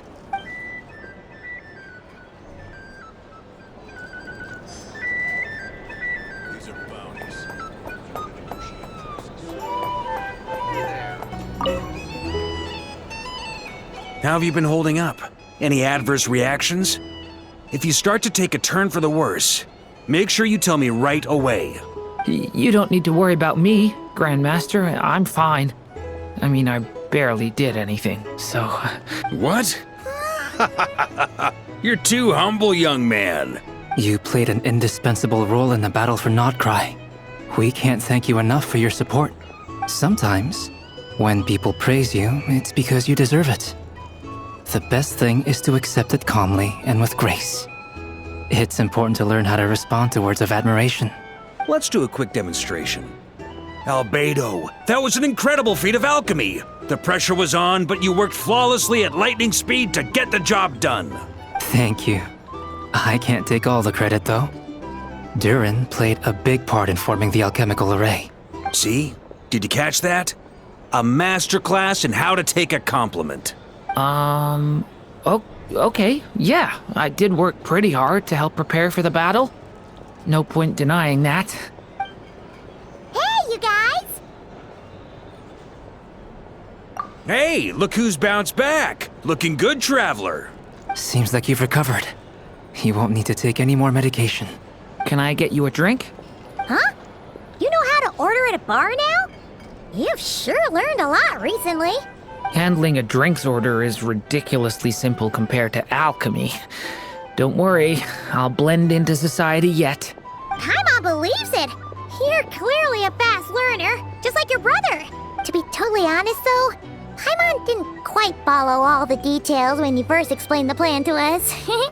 Don't worry, that's completely understandable. Unless you're a student of alchemy, it's hard to grasp the principle and how the process works. To put it in the simplest terms, we saw how our enemy stole the power of Kuvaki. And that gave us the idea of stealing his power to turn it against him. When facing an enemy you have no hope of defeating, it's best not to engage them in battle. So, instead of looking for a way to overpower him, we decided to help Columbina get strong enough to at least stand up to him in a fight. For this to work, we had to analyze his modes of attack, confirm who his main target was, and make sure that he wouldn't go beyond the range of the alchemical array. For added security, we prepared a total of 4 arrays. But to mitigate the impact of the battle, we identified one location in particular as the ideal spot, which is where the confrontation took place. The alchemical array absorbed his abyssal power. Then Durin processed it to render it usable by Columbina. That power enabled her to do what would otherwise have been nigh on impossible.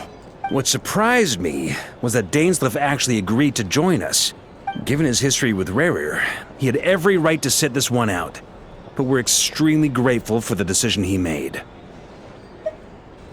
It must have been a painful choice to make.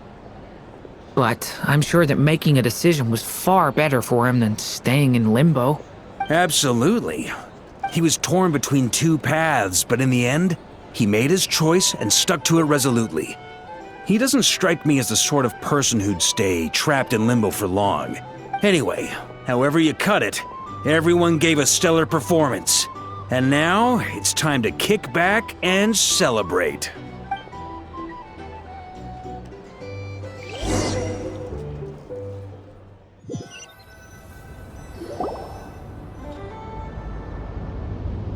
That's the only reason you're here. Yes. I've thought a lot about it. And I've realized that you, me, and Arlecchino should be friends. I think this is very important. So I felt I had to come and tell you. Well, this is a new one. I'm so moved. I can't even hold my teacup. If that's all, you can leave now. Do you not want to be friends with me? Or is it that you prefer being co-workers? What is this, Columbina? Are you deliberately testing my patience threshold? Right now, my politeness module is active. But if you say another word, I swear I'll shut it down. If your politeness module was active, wouldn't you say the word please at some point? Polonia, please see Lady Columbina to the door. Will you still invite me to your next tea party? What? Yes, I think you will. Bye-bye, dear Sandrone.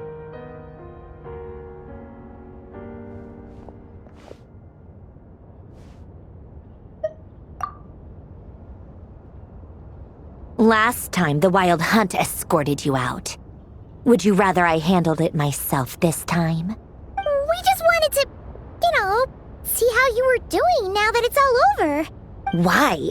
Out of concern for my safety? I hope you didn't seriously think that the Rayhir of Solnari would be able to lay so much as a finger upon me, given how prepared I was. Mostly because you kind of helped us out, so we just wanted to check you were okay. Looks like all your robots are fixed, huh? Oh, don't you worry about that. Tea time is already a write-off. The visitor before you managed to kill my appetite. If you're in the mood for tea, go ahead and help yourself. Otherwise, it's going to waste. My coasters are still missing in action, though. Use this notebook instead. Whoa! Pretty hefty notebook. Look at all those calculations. You can ignore those. They're just dumb scribblings. I doodle and write in my free time. Sometimes I remember the distant dreamlike past. Sometimes I imagine the far-flung future. And other times, I grit my teeth and note down all the crazy nonsense going on in the present. Some people do the crosswords in the newspaper. This is my equivalent of that. Trying to predict the future is like daydreaming. And writing about the present just makes me furious. The past is my favorite. If nothing else, it's already set in stone, so I don't have to rack my brains trying to figure it all out. Huh. Although, having said that, the only vaguely interesting memory in my past is probably that guy they call Lord Artificer. Who else? Pretty much all the mecha and Fontaine are his personal handiwork. Wait, are you saying you know him? Like, personally? As a friend? I guess we were friendly enough. Yep. In fact, I'm probably the only normal person left who knew him at all. We used to chat occasionally back when he was still around. Before he passed away, he asked me to destroy all his manuscripts. I honored his request, but I did read through everything first before destroying them. I couldn't let the genius of Lord Artificer Alain Guillotin disappear like that. Would have been such a waste. So, that's where the formulas in your notebook are from? I just told you. Those are my equivalent of crossword puzzles. They're just dumb formulas that I solve for fun when I'm bored. Alain's work was like epic poetry. The formulas in my notebook are just silly little riddles in comparison. Not that there's anything bad about them. At least, solving those riddles isn't going to hurt anyone.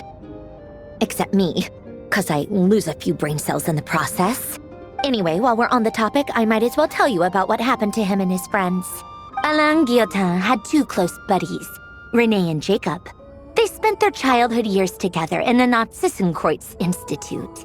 They were all quite competitive, so there was some rivalry between them. But it was a friendly rivalry. But beneath the friendship and the rivalry ran something deeper, a sense of nostalgia for the past.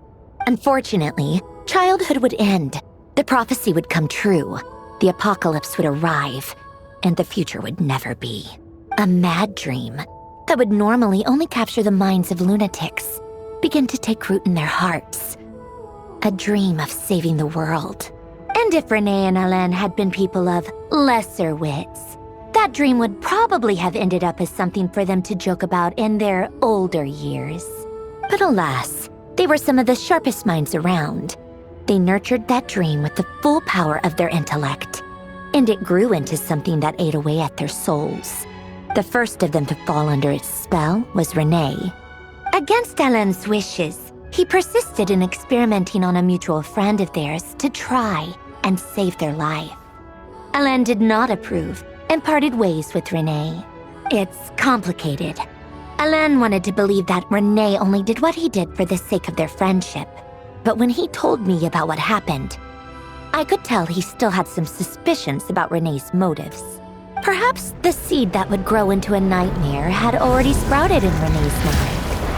Even then, the next time they met, Renee's soul had been completely engulfed by the dream of salvation. His futile attempt to change the tide of fate only resulted in a wave that swallowed up the world, even before the apocalypse came. And although that wave died down eventually, I hear that it just recently came back with a vengeance. As I understand, Renee wanted to live out his dream of salvation once more. But I'm told that the attempted resurgence finally died out for good. At long last, Renee awoke from his deluded dream. Though of course by then it was far too late. What do you think of Renee? Do you admire his transcendent genius?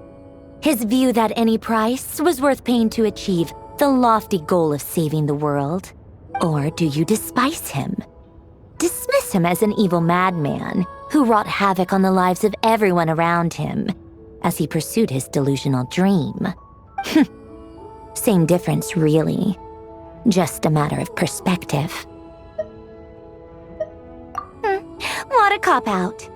But I suspect you'd have a more incisive and insightful answer if we dug into it further. I don't like fanatics who give up their whole lives for their ideology. Nor do I like fools who let their delusions take control. Maybe I could understand if Renee had just been an ordinary person.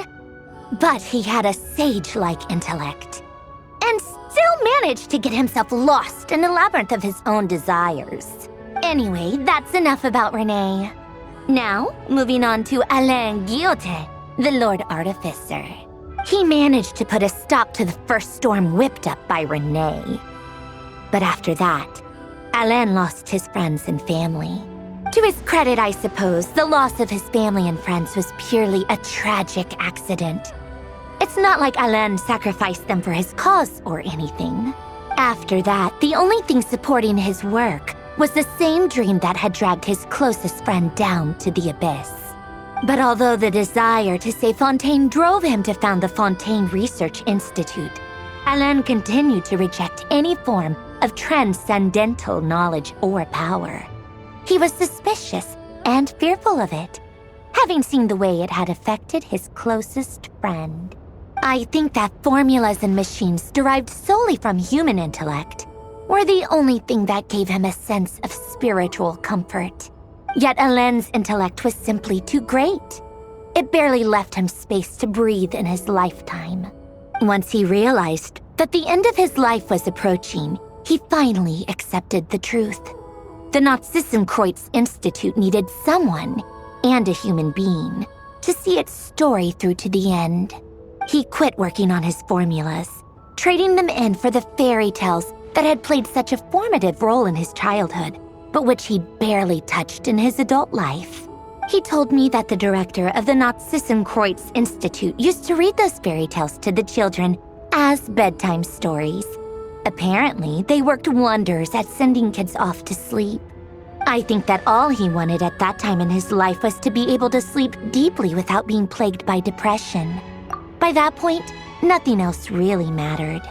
At the very end, he laid down to rest in the ruins of the former Nod-Krai Institute orphanage, while the Fontaine Research Institute he had founded continued tirelessly with its work.